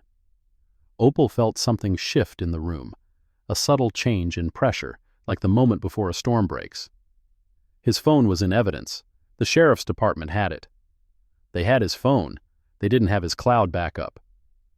Booker opened the box, pulled out a laptop. "Darnell's mother gave me his iCloud password. He had automatic backup enabled. Everything on his phone from the last 30 days is preserved, including the video he started recording when Jessup first approached his car. Webb leaned forward. He recorded the stop, the first 4 minutes of it, before Jessup ordered him out of the car and he had to put the phone down. Booker turned the laptop toward them. I should warn you, it's difficult to watch. Opal had seen difficult things in her career. Bodies in war zones, crime scene photographs, testimony from survivors of violence that defied comprehension. She'd learned to compartmentalize, to process horror without letting it consume her. But watching Darnell Yarborough's final minutes, seeing his face on the screen, young and nervous, and trying so hard to do everything right, tested that discipline in ways she hadn't expected. The video began with Darnell adjusting his phone on the dashboard mount, angling it toward the driver's window. His voice was calm but strained. Okay, Mom always says record everything. This officer just pulled up behind me at the gas station. I'm going to cooperate fully. I haven't done anything wrong. Jessup appeared at the window, flashlight beam cutting across the interior. Evening? Evening, officer. This your vehicle? Yes, sir. Well, it's my mother's. I'm borrowing it for the weekend. License and registration. Darnell reached slowly toward his back pocket. The camera caught his deliberate movements, the way he telegraphed every action. He'd been trained for this. Every black parent in America trained their children for this. License is right here, officer. Registration's in the glove compartment. Is it okay if I get it? Go ahead. The registration retrieval, the return to the window, the documents handed over with both hands visible. Where are you coming from tonight? My parents' house. They live on Maple Street. I was visiting for my mom's birthday. Where are you headed? Back to Augusta. I'm a medical student at MCG. Medical student? Jessup's voice dripped with skepticism that the audio captured perfectly. Nice car for a student. It's my mom's, sir. Like I said. Mm-hmm.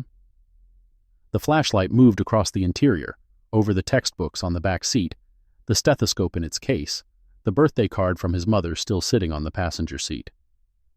Evidence of exactly what Darnell had claimed to be. Evidence that Jessup ignored. Step out of the vehicle. I'm sorry? I said step out. Now. The video captured Darnell's face in that moment. The fear he was trying to hide, the careful control, the knowledge that his life might depend on the next few seconds. I'm going to put my phone down now, officer. I'm stepping out of the vehicle. The image tilted as he set the phone on the seat. The last clear shot was of his hands, raised and visible, moving toward the door handle. Then audio only. Jessup's commands, Darnell's compliance, the pat-down, the radio check, the return. There's a flag on this vehicle. Possible stolen report from Richmond County. That's not possible, sir. My mother's owned this car for 6 years. I can prove... Turn around, hands behind your back. Officer, please, if you just call my mother... I said turn around. Silence for 2 seconds. Then Darnell's voice, trembling but still trying. I have the title in my wallet. I can prove... 3 shots. So fast, they almost sounded like one. A thump.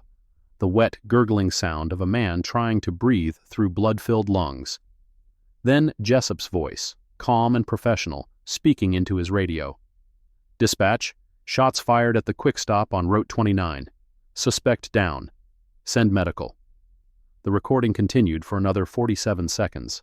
Darnell's breathing grew weaker, shallower, then stopped entirely.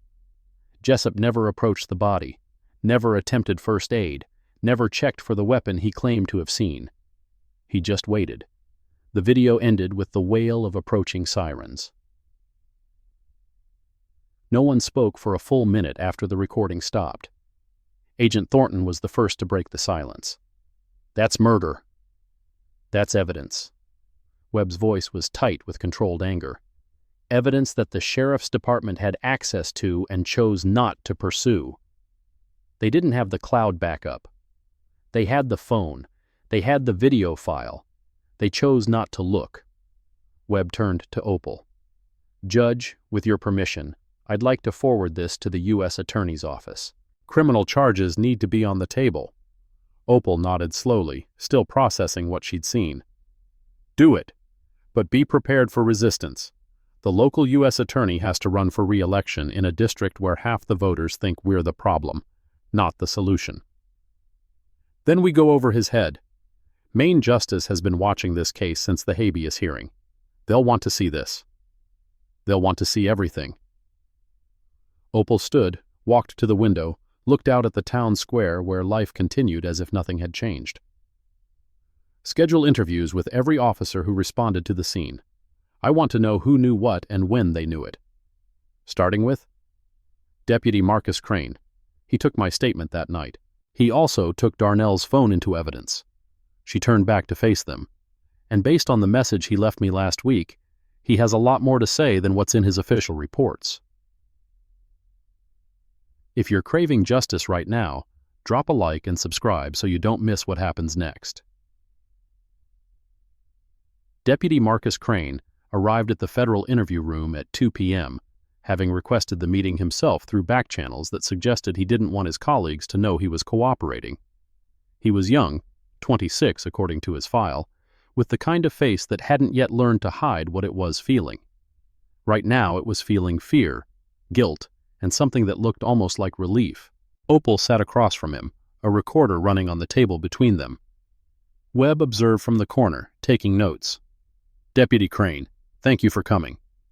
Yes, ma'am. He shifted in his chair. Before we start, I need to say something. Go ahead. The statement I took from you that night, the one in the official file. He swallowed hard. It's not what you said. I know. You know? I knew when the county attorney used it to suggest I was confused and unreliable. My statement was clear and precise. The version in your file is neither. Crane's hands twisted together on the table. Sergeant Jessup made me change it. He stood over my shoulder while I typed the revised version into the system, said the original was problematic and needed to be clarified for accuracy. Did you keep a copy of the original? No, ma'am. I was too scared. He looked up at her with eyes that were reddening at the edges. I'm 26 years old. I've got a wife and a baby on the way. Jessup made it real clear what would happen to my career if I didn't play ball. What exactly did he say? He said people who didn't understand how things worked in Barrow County had a way of ending up on the night shift, permanently. Or worse, that complaints could be filed, accusations made, the kind of thing that follows you even after you leave. Crane's voice cracked. I just wanted to do my job. I didn't sign up to help cover up a murder. Opal let the word hang in the air. Murder. Not shooting. Not incident. Murder. Deputy Crane, you mentioned other cases in your voicemail, cases that were buried. Can you tell me about those? He nodded slowly. It's not just Jessup. It's a whole system. Goes back years, maybe decades. Officers who get complaints, they don't get disciplined. They get protected. Witnesses who don't cooperate, they get pressured until they do. Or they get charged with something. Obstruction, failure to comply, whatever sticks. And the cases that get buried? There's a storage room in the basement of the sheriff's department, files that never made it into the digital system. I found it by accident 3 months ago, looking for old property records. His hands were shaking now. Judge, there are case files down there dating back to 1987. Shootings, beatings, deaths in custody, all of them closed without charges, all of them involving black victims. Agent Thornton stepped forward. Can you get us access to that room? I can do better than that. Crane reached into his jacket, pulled out a USB drive. I've been copying files for the past 2 weeks. Not all of them. There are hundreds, but enough to show the pattern. He placed the drive on the table. This is everything I could get without being noticed. Names, dates, dispositions, every case where someone died and nobody was held accountable. Opal picked up the drive, felt its weight. Insignificant physically, enormous in what it represented. You understand what you're doing, Deputy. Once we verify this information, there's no going back. Your career in local law enforcement is over. My career in law enforcement that covers up murder was over. The moment I decided I couldn't live with myself anymore. He stood, straightened his uniform, an unconscious gesture, habit overriding intention. I have a daughter coming in 3 months. Someday she's going to ask me what I did when I had the chance to do the right thing. I want to be able to look her in the eye when I answer. He walked out without looking back. Webb exhaled slowly. That's a hell of a witness. That's a man with a conscience. Opal turned the USB drive over in her hand. Let's see what he brought us. The files on Deputy Crane's drive painted a picture of systematic injustice spanning nearly 4 decades. 47 incidents between 1987 and 2024. 39 involved black victims. 34 resulted in no charges against officers. The remaining 13 saw charges filed and then quietly dropped before trial. The names read like a roll call of the forgotten. James Whitfield, 1987, shot during a burglary investigation that turned out to be a man entering his own home. Denise Crawford, 1994, died in custody after complaining of chest pains that were dismissed as drug-seeking behavior. Marcus Thompson, 2001, beaten during a traffic stop, injuries attributed to resisting arrest, despite witnesses who said he never raised a hand. And on, year after year, death after death, each one processed through the same machine, investigated by officers who worked with the accused, prosecuted by attorneys who needed police cooperation for other cases, judged by a court system where everyone knew everyone, and accountability was something that happened to other people. Darnell Yarborough wasn't an anomaly. He was the latest in a line that stretched back before he was born. We need to bring this to Maine Justice. Webb had been on the phone with Washington for 3 hours, briefing supervisors, requesting resources. This is pattern or practice territory. We're talking about a potential consent decree for the entire department. That process takes years. Opal knew the timeline from the other side, from reviewing appeals in cases where consent decrees had been implemented, violated, renegotiated, violated again. Darnell's family can't wait years. The civil suit is proceeding in parallel. Booker's good. He'll get them a settlement. A settlement isn't justice. No, Webb's voice was gentle. But it might be all they get. You know how these things work, Judge. We can investigate, recommend charges, push for reforms. But we can't guarantee outcomes. We can't guarantee that anyone goes to prison. Most of the time, we can't even guarantee they lose their jobs. Opal did know. That was the cruelest part of her expertise, knowing exactly how many ways justice could be deflected, delayed, or denied. Knowing that the system she'd devoted her life to was riddled with exits for those with the power to find them. Then we make sure the exits are as narrow as possible. She picked up her phone. I'm calling the chief judge. We need to expand this investigation to include the judicial conduct questions. Carruthers didn't act alone. You think there's a conspiracy? I think there's a culture, and cultures don't happen by accident. Someone built this, someone maintained it, and someone's been protecting it for a very long time. The Barrow County Sheriff's Department occupied a low brick building on the edge of town, American flag hanging limp in the humid air, parking lot filled with cruisers that looked like they hadn't been washed since the last election. Opal arrived with Webb and a team of federal agents at 7 a.m. on a Tuesday, bearing a warrant that had been signed by a federal magistrate at midnight. Sheriff Thomas Whitfield met them at the door, his face a mask of controlled fury. This is harassment. This is a lawful search warrant, Sheriff. Webb handed over the document.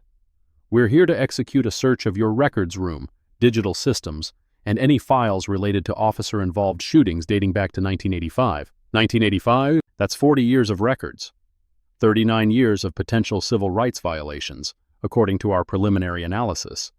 We can discuss the timeline if you'd prefer to challenge the warrant in court, but I should warn you, the judge who signed this was not sympathetic to arguments about convenience. Whitfield's jaw worked as he read the warrant, looking for loopholes, finding none.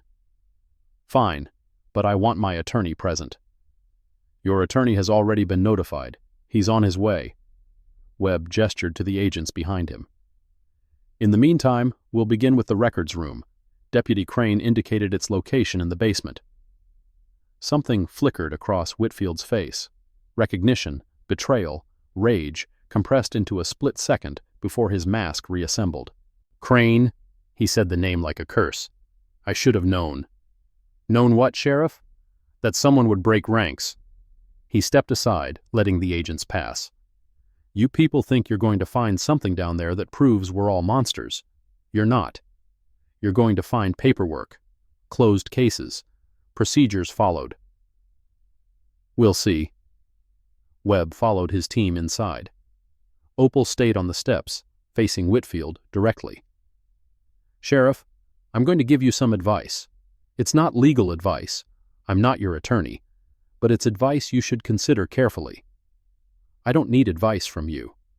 You might. The evidence we're gathering points to a pattern of civil rights violations that spans decades. Some of that evidence suggests knowing participation by supervisory officials. That includes you." "I haven't violated anyone's civil rights." "You authorized the expungement of complaints against officers who later killed civilians. You supervised investigations that consistently failed to find wrongdoing. You maintained a record system that appears designed to prevent accountability." She met his eyes steadily. "The question isn't whether you violated civil rights, Sheriff. It's whether you did so knowingly and whether you're going to continue protecting the people who did." "Is that a threat?" "It's an observation. Cooperation agreements are available to individuals who provide substantial assistance to federal investigations. Those agreements become less attractive and less available as investigations progress." She turned to follow the agents inside. "Something to think about." Targ. The records room was worse than Deputy Crane had described. Boxes stacked floor to ceiling in a space designed for half as many. Files misfiled, mislabeled, or simply dumped in piles that had accumulated sediment like geological strata. The air was thick with dust and mold, the kind of environment that said, "We don't want anyone looking at this more clearly than any lock or guard." Agent Thornton's team worked methodically, photographing everything before moving it, maintaining chain of custody protocols that would withstand any challenge. Each box was inventoried, each file cataloged, each piece of paper that might be evidence-bagged and tagged. The process took 3 days. What they found confirmed Crane's account and expanded it. Files that should have been in the digital system but weren't. Witness statements that contradicted official narratives. Medical examiner reports that raised questions never pursued. A paper trail of institutional indifference that stretched back to a time before most of the current officers were born. And buried in a box labeled Closed, MISC 1990 to 1995, a file that changed everything. Judge Drummond. Agent Thornton's voice was odd, excited and horrified at the same time. "You need to see this." The file was thin, only a dozen pages, but its contents were explosive. A 1993 investigation into Judge Emmett Carruthers himself, then a newly appointed municipal court judge, for allegedly pressuring witnesses in a civil rights case. The complainant was a woman named Dorothy Bledsoe, who had witnessed a police beating and refused to change her testimony. According to the file, Carruthers had approached her in the courthouse parking lot, suggested that her testimony was mistaken, and implied that her Section 8 housing eligibility might be reviewed if she continued to cause problems. Dorothy Bledsoe had recanted her testimony the following day. The investigating officer, a young deputy named Thomas Whitfield, had concluded that there was insufficient evidence to support the complaint. The file was closed. Dorothy Bledsoe's subsequent housing application was denied for unrelated reasons. Thomas Whitfield was now sheriff. Emmett Carruthers had been protecting the machine for 30 years, and the machine had been protecting him right back. "This is witness tampering." Webb held the Bledsoe file like it might catch fire. "From 1993, before Carruthers was even a Superior Court judge. It's a pattern of conduct spanning his entire judicial career." Opal had spent the night reviewing the file, cross-referencing it with other records, building a timeline of corruption that stretched like a highway through 3 decades of Barrow County justice. The question is whether we can prove it continues to the present day. The Yarborough case proves it. He tried to suppress your testimony, jailed you for contempt when you wouldn't comply, and he's connected to every level of the cover-up through family and political relationships. That's circumstantial. A good defense attorney would argue he was simply enforcing courtroom decorum, however heavy-handedly. Then we need direct evidence. We need the body camera footage. Opal stood, walked to the window. Dawn was breaking over Barrow County, painting the courthouse square in shades of pink and gold that seemed obscene given what they'd uncovered. Darnell's phone video shows what happened from his perspective. The body camera shows what Jessup saw, or claims he saw. If there's a discrepancy, the footage is in evidence. We've requested it 3 times, and been delayed 3 times. Technical difficulties, chain of custody questions, bureaucratic obstacles that somehow never get resolved. You think they're hiding something? I think 47 seconds of that footage are corrupted. The exact 47 seconds between Jessup drawing his weapon and firing. That's not a coincidence. Webb was quiet for a moment. We could subpoena the footage directly. Federal grand jury. That tips our hand. They'll know we're building a criminal case. They already know. The only question is whether they're going to destroy evidence before we can secure it or try to bluff their way through. Opal turned from the window. Then we don't give them time to decide. I want that footage in federal custody by end of business today. Whatever it takes. The body camera footage arrived at 4:47 p.m., hand-delivered by a sheriff's department IT technician who looked like he expected to be arrested on the spot. This is everything. He set a hard drive on the conference room table. Original files, metadata intact. I was told to bring it directly to you and answer any questions you have. Who told you that? Sheriff Whitfield. The technician swallowed. He said cooperation was more important than some other considerations. The sheriff had taken Opal's advice. Whether that would be enough to save him remained to be seen. The corrupted section, the 47 seconds. Is there any way to recover that data? I tried. The file's not corrupted, it's deleted. Someone used professional-grade data destruction software, the kind that meets DoD standards for classified material. Can you determine when the deletion occurred? Metadata shows the file was modified on October 15, 2024, 1 day after the shooting. The original footage would have been downloaded from the camera around 2 a.m., standard procedure. The modification happened at 6:23 a.m. Before dawn, before anyone outside the department would have requested access, before any formal investigation had begun. Who has access to modify evidence files in your system? Technically, 3 people. The evidence clerk, the IT supervisor, and the sheriff. He hesitated. But login records show the modification was made using the evidence clerk's credentials. She was on vacation that week, in Cancun. I checked. Someone used her credentials while she was out of the country. Yes, ma'am. Webb stepped forward. We'll need those login records. And access to your security camera footage from the evidence room. I can get you the login records. The security cameras. The technician's face twisted. They were offline that night. Server maintenance. Scheduled by the IT supervisor. Who is? Deputy Lonnie Bates. He handles IT when he's not on patrol. Bates, the deputy from the diner who'd called her an outside agitator, the deputy who'd tried to pressure her into coming to the station for follow-up questions, the deputy who'd been at the quick stop that night and had helped establish the perimeter that kept witnesses away from the scene. The machine had many hands, and they were all connected. This story is just getting started. Comment part 2 if you're still watching. Chapter where? The remaining footage, everything except the deleted 47 seconds, was devastating nonetheless. It began with Jessup's approach to the quick stop, his patrol car pulling into the lot at 9:38 p.m. Darnell's Honda was already at pump 5. The body camera captured Jessup's first words, muttered under his breath as he surveyed the scene. "That's a nice car for this neighborhood." Not probable cause. Not reasonable suspicion. Just prejudice. Recorded for posterity. The stop proceeded exactly as Darnell's phone video had shown. Compliance met with escalation. Courtesy met with contempt. Humanity met with suspicion. But the body camera caught details the phone had missed.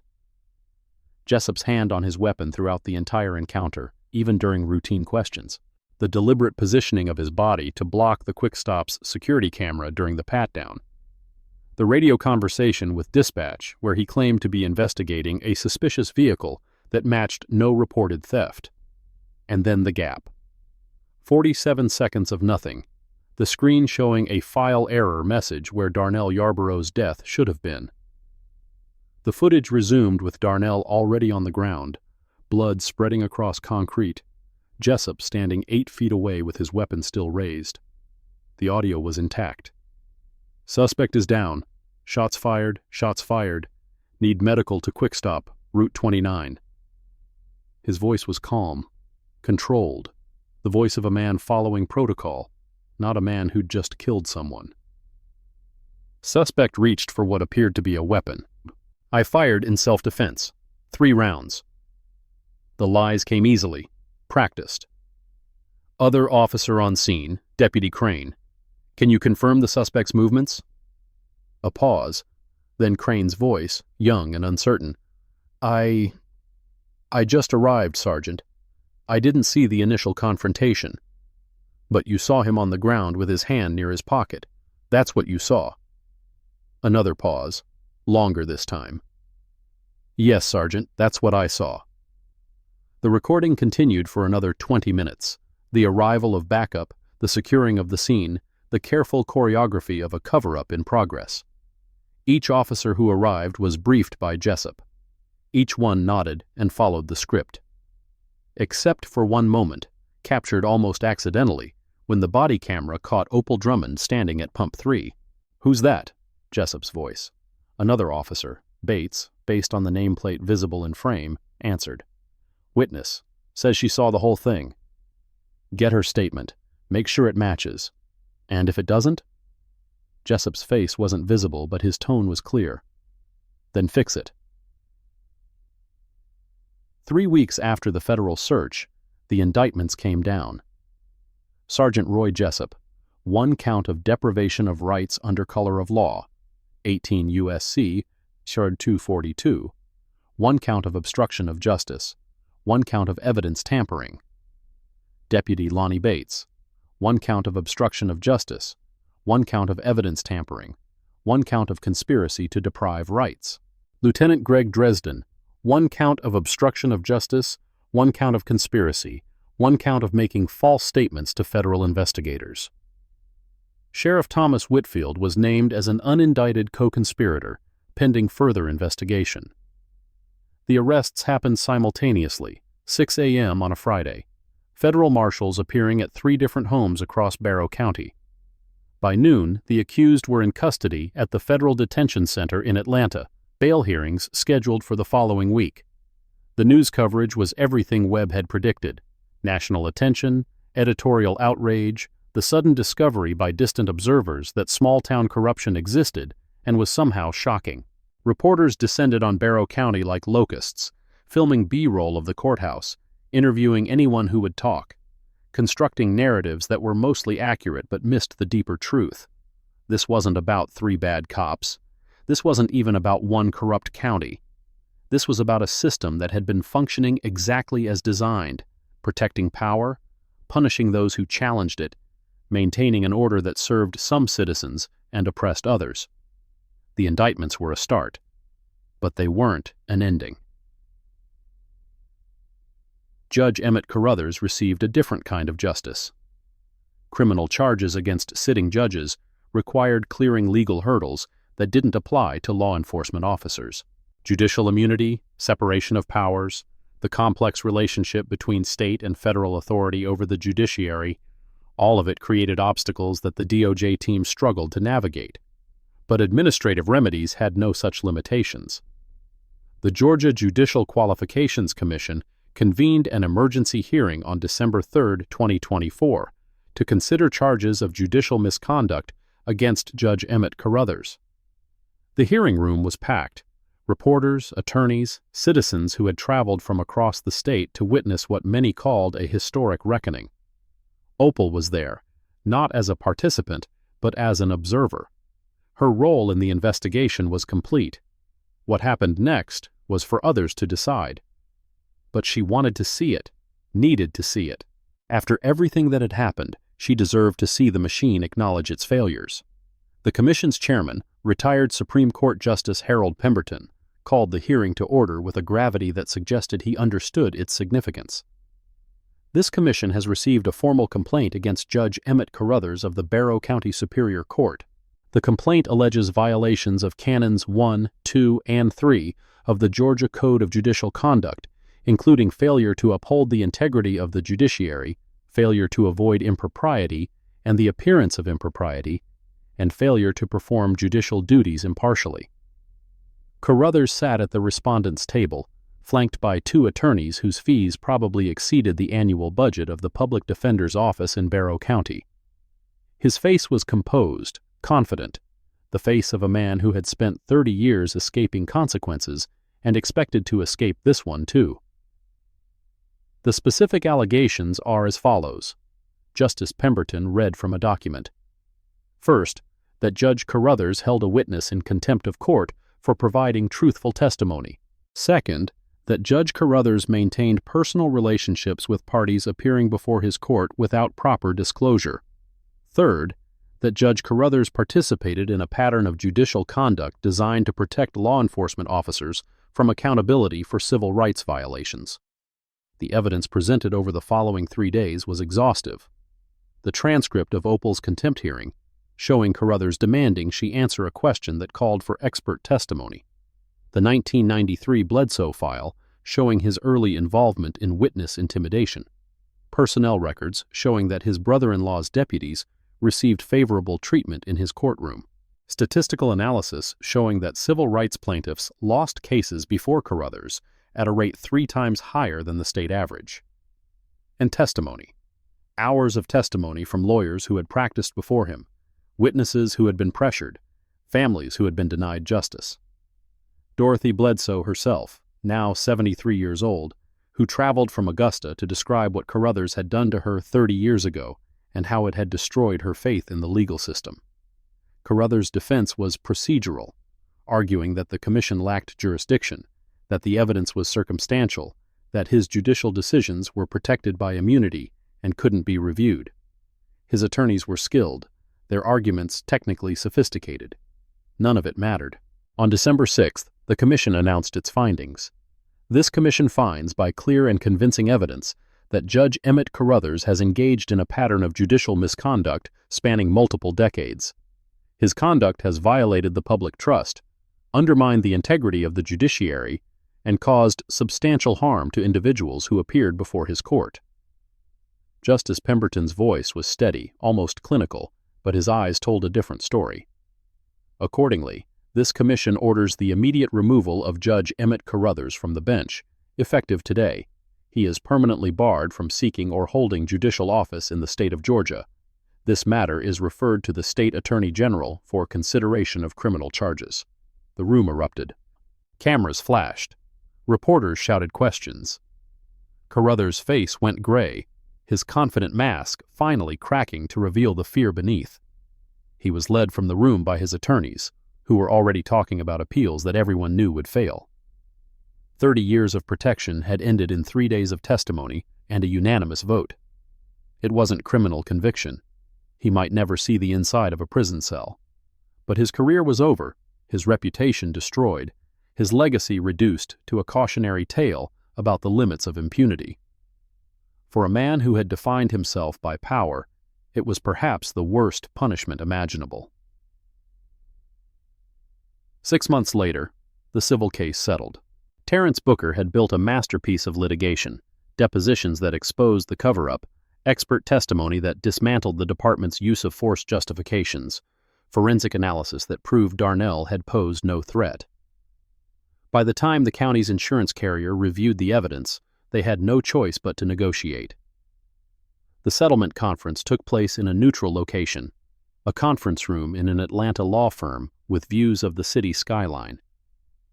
Cynthia Yarborough sat at one end of the table, dressed in black as she had been every day since her son's death. Her husband James sat beside her, holding her hand, his own grief carved into lines around his eyes. The county was represented by their insurance attorney and Wilson Craig, who had somehow survived the scandal by claiming he was merely following orders. Sheriff Whitfield had resigned 3 months earlier, citing health concerns. His replacement was an outsider, appointed by the governor, with a mandate to reform the department. The county is prepared to offer $3 million. The insurance attorney's voice was flat, transactional. In exchange for a full release of all claims and a confidentiality agreement covering the terms. Booker didn't hesitate. No confidentiality. Excuse me? My clients will consider the financial offer, but they will not agree to keep the terms secret. Part of why we're here is to ensure that what happened to Darnell is documented publicly, permanently. A confidentiality agreement defeats that purpose. $3.5 million, with confidentiality. The number isn't the issue. The secrecy is. The negotiation continued for 3 hours. In the end, the county agreed to $3.2 million in damages, plus coverage of all legal fees, plus a public acknowledgement of wrongdoing, carefully worded to admit failures in training and supervision without accepting criminal liability. It wasn't enough. No amount would be enough to compensate for a son who would never come home, a doctor who would never heal anyone, a future that had been erased in 1.8 seconds of gunfire. But it was something. It was acknowledgement. It was documented. And it was public. Is it over? Opal looked up from the document she was signing. Final paperwork certifying her return to regular appellate duties after 6 months of special assignment to the DOJ investigation. Cynthia Yarborough stood in the doorway of the conference room, her face a mixture of exhaustion and something that might have been peace. The civil case is over. The federal criminal cases are still pending. Trial dates are set for next spring. The JQC ruling is final, though Carruthers' attorneys are making noise about state court appeals that won't go anywhere. I mean, is it over for you? Can you go back to your regular life now? Opal set down her pen. I don't think regular exists anymore, Mrs. Yarborough. What I saw in Barrow County, what I learned about how systems protect themselves, that changes a person. For better or worse. I don't know yet. She stood, walked to the window. Atlanta spread out beneath her, a city of contrasts and contradictions, justice and injustice existing side by side. I'd like to think better. I'd like to think I can use what I learned to make the courts I serve more fair, more accountable.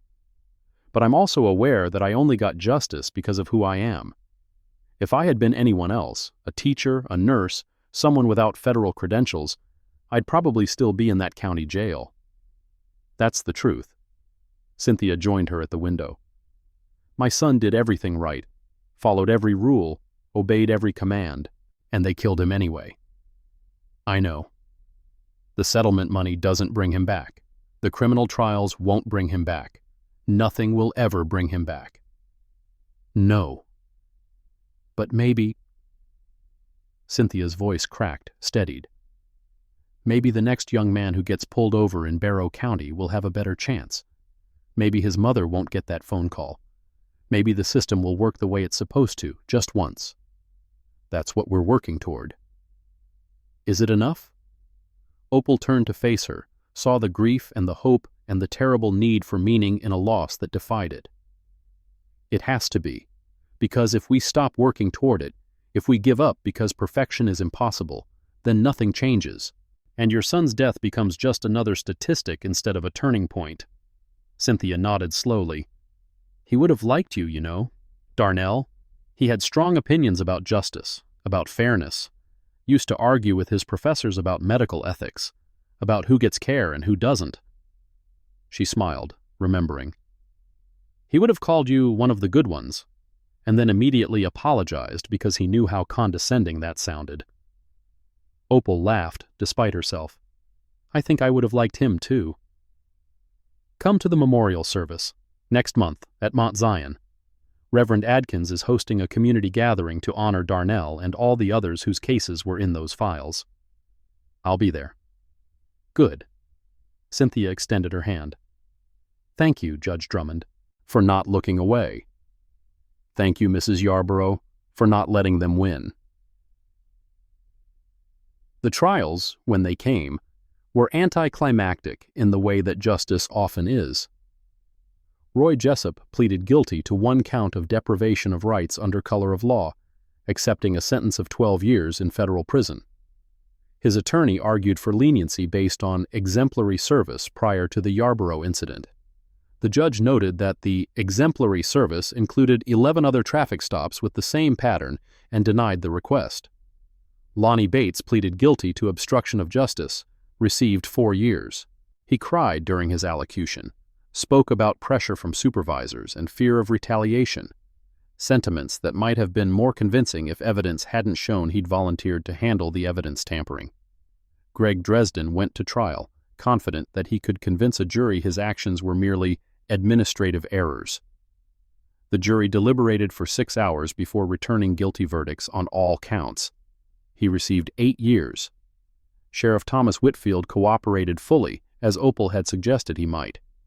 His testimony was instrumental in securing the other convictions.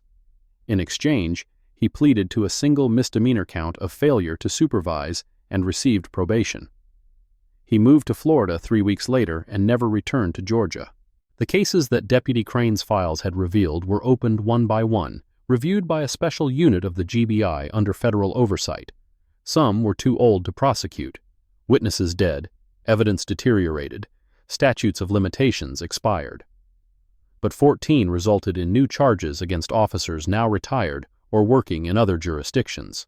Settlements were negotiated with families who had waited decades for acknowledgement. The total payout exceeded $40 million. And the Barrow County Sheriff's Department entered into a consent decree with the Department of Justice, a legally binding agreement to implement reforms covering use of force, officer training, complaint processing, and civilian oversight. A federal monitor was appointed to ensure compliance. The decree would remain in effect for at least 5 years, possibly longer if compliance proved difficult. It was, by any objective measure, a comprehensive response to systematic failure. It was also, by any honest assessment, insufficient. If this story resonated with you, subscribe and share it with someone who needs to hear it. Chumag. 1 year after Darnell Yarborough's death, Opal returned to Barrow County for the last time. The memorial service at Mount Zion Baptist Church was standing room only, not just community members, but families from across Georgia who had lost loved ones to similar violence, advocates who had fought for years against similar systems, journalists who had covered similar stories and wanted to bear witness to something that felt, for once, like progress. Reverend Adkins delivered a sermon about persistence, about the long arc of the moral universe, about the faith required to keep fighting when victory seemed impossible. He named the dead, not just Darnell, but James Whitfield and Denise Crawford and Marcus Thompson and all the others whose files had been buried in that basement, whose lives had been reduced to paperwork, whose deaths had been administrative inconveniences rather than human tragedies. Opal sat in the third pew, where her grandmother had always sat, and let herself feel the weight of what had happened. The victories, the failures, the partial justice that was the best the system could offer. After the service, she walked to the cemetery behind the church, where new headstones stood beside old ones, where Mabel Drummond's grave had been tended by generations of Mount Zion members who remembered what she'd meant to them. Darnell Yarborough was buried 3 rows away. His headstone was simple: name, dates, and a single phrase: Healer of Hearts. Opal stood before it for a long time, thinking about all the people he might have saved, all the futures that had died with him, all the ways the world was diminished by his absence. Judge Drummond. She turned. Terrence Booker approached across the grass, his suit jacket draped over one arm, his face showing the same exhaustion she felt. Mr. Booker, I wanted to let you know the Department of Education is naming a scholarship after Darnell for black students pursuing medical careers. Mrs. Yarborough worked with them on the criteria. That's good. That's something. It's not enough. No. He stood beside her, looking at the headstone. When I started this case, I thought winning would feel different, like closure or satisfaction or something. Instead, it just feels like we moved a boulder 2 inches and there's a whole mountain still in the way. That's what justice feels like most of the time. Not triumph, just the knowledge that you tried, that you didn't look away, that you did what you could with what you had. Is it worth it? Opal considered the question. It was the question she'd been asking herself for 30 years, through JAG prosecutions and appellate decisions and a federal investigation that had consumed 6 months of her life. It was the question her grandmother had faced in 1950s Georgia, when standing up meant risking everything. It was the question every person faced who chose to fight instead of accept. Ask Darnell's mother. Ask the families who finally got acknowledgement after decades of being told they were lying. Ask Deputy Crane, who gave up his career to do the right thing. She turned to face him. Ask yourself, Mr. Booker, was it worth it? He thought for a long moment. Yes, even if nothing else ever changes, it was worth it to make them admit what they did, to put it on the record, to make sure it can't be forgotten. Then you have your answer. The drive back to Atlanta took 4 hours, longer than it should have, because Opal kept stopping. At the quick stop, where a small memorial had been erected near Pump 5. At the courthouse, where the new judge was holding open hearings on bail reform. At the detention center, where a review board was investigating conditions that had been unchanged for decades. Small changes, incremental changes, the kind that didn't make headlines but might, over time, add up to something meaningful. She arrived at her chambers at 6 p.m., parking in her usual spot, walking the familiar hallways, nodding to clerks and colleagues who had covered for her during her absence. Her desk was piled with briefs that needed review, opinions that needed writing, the endless work of the appellate judiciary. She sat down, opened the first file, and paused. Her phone buzzed. A text from a number she didn't recognize. Judge Drummond. This is Marcus Crane. I'm out of law enforcement now, but I've been talking to people, other counties, other departments. The pattern isn't just Barrow, it's everywhere. I have names. I have dates. I need to show someone who can do something. She stared at the message for a long time. Then she typed back, "When can we meet?" The response came immediately. "Tomorrow. Anywhere you want." Opal set down her phone, looked at the briefs on her desk, the work waiting to be done, the life she'd built that was supposed to be enough. It wasn't enough. It would never be enough. Not as long as the machine kept running, kept grinding people down, kept protecting the powerful at the expense of the powerless. But she could keep fighting. She could keep documenting. She could keep standing in front of courthouse doors and refusing to move until the truth was spoken. That was what her grandmother would have done. That was what Darnell Yarborough would have wanted. That was, in the end, the only kind of justice that mattered. Not the kind that came in courtrooms and settlements and consent decrees, but the kind that lived in people who refused to stop trying. Chapter 6 months later, Opal submitted a report to the Department of Justice summarizing patterns of civil rights violations across 12 counties in Georgia, Alabama, and Mississippi. The report was based on Deputy Crane's information and her own investigation, conducted quietly during evenings and weekends, using the skills she'd developed over 3 decades of legal work. The DOJ opened investigations in 7 of the 12 counties.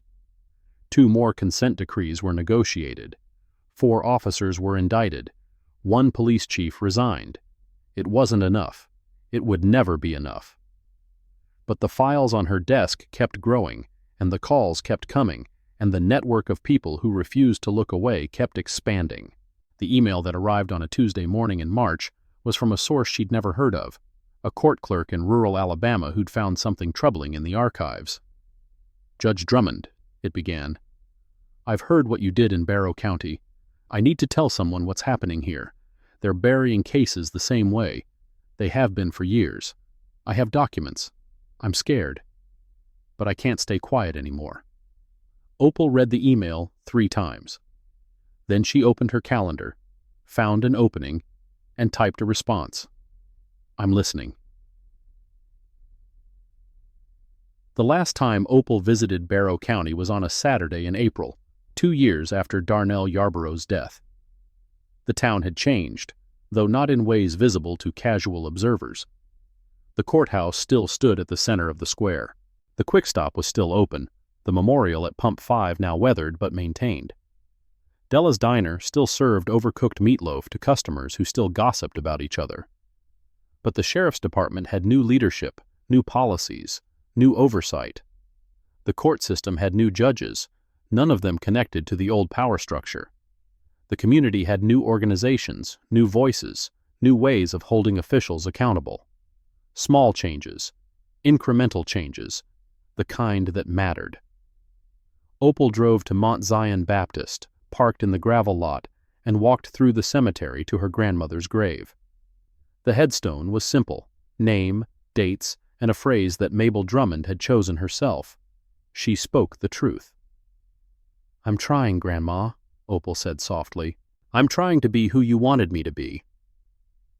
The wind rustled through the trees, carrying the smell of spring and the sound of birdsong and the weight of history that pressed down on this small patch of Georgia earth. She stood there for a long time, remembering. Then she walked back to her car, started the engine, and drove toward the next fight. The document that arrived at her chambers 3 weeks later was from Deputy Crane, who had become an investigator for a civil rights nonprofit. It contained evidence of a cover-up in Fulton County, the county that included Atlanta, the county where Opal lived and worked and had believed the system functioned better than it did in rural Georgia. The evidence suggested otherwise. She read through the files slowly, methodically, feeling the familiar weight of documentation that demanded action. Names, dates, patterns, the same machine running the same way, in the shadow of her own courthouse. Her phone buzzed. A text from her chief deputy clerk. "Judge Morrison wants to see you. Says it's urgent." She gathered the files, locked them in her desk, and walked to the chief judge's chambers with the certainty of someone who knew what was coming. The fight wasn't over. It was never over. But as long as people like her kept fighting, kept documenting, kept refusing to look away, the machine could be slowed, could be exposed, could be forced to answer for what it had done and what it continued to do. That wasn't victory. It wasn't even close to victory, but it was something. And something in a world that preferred silence was everything.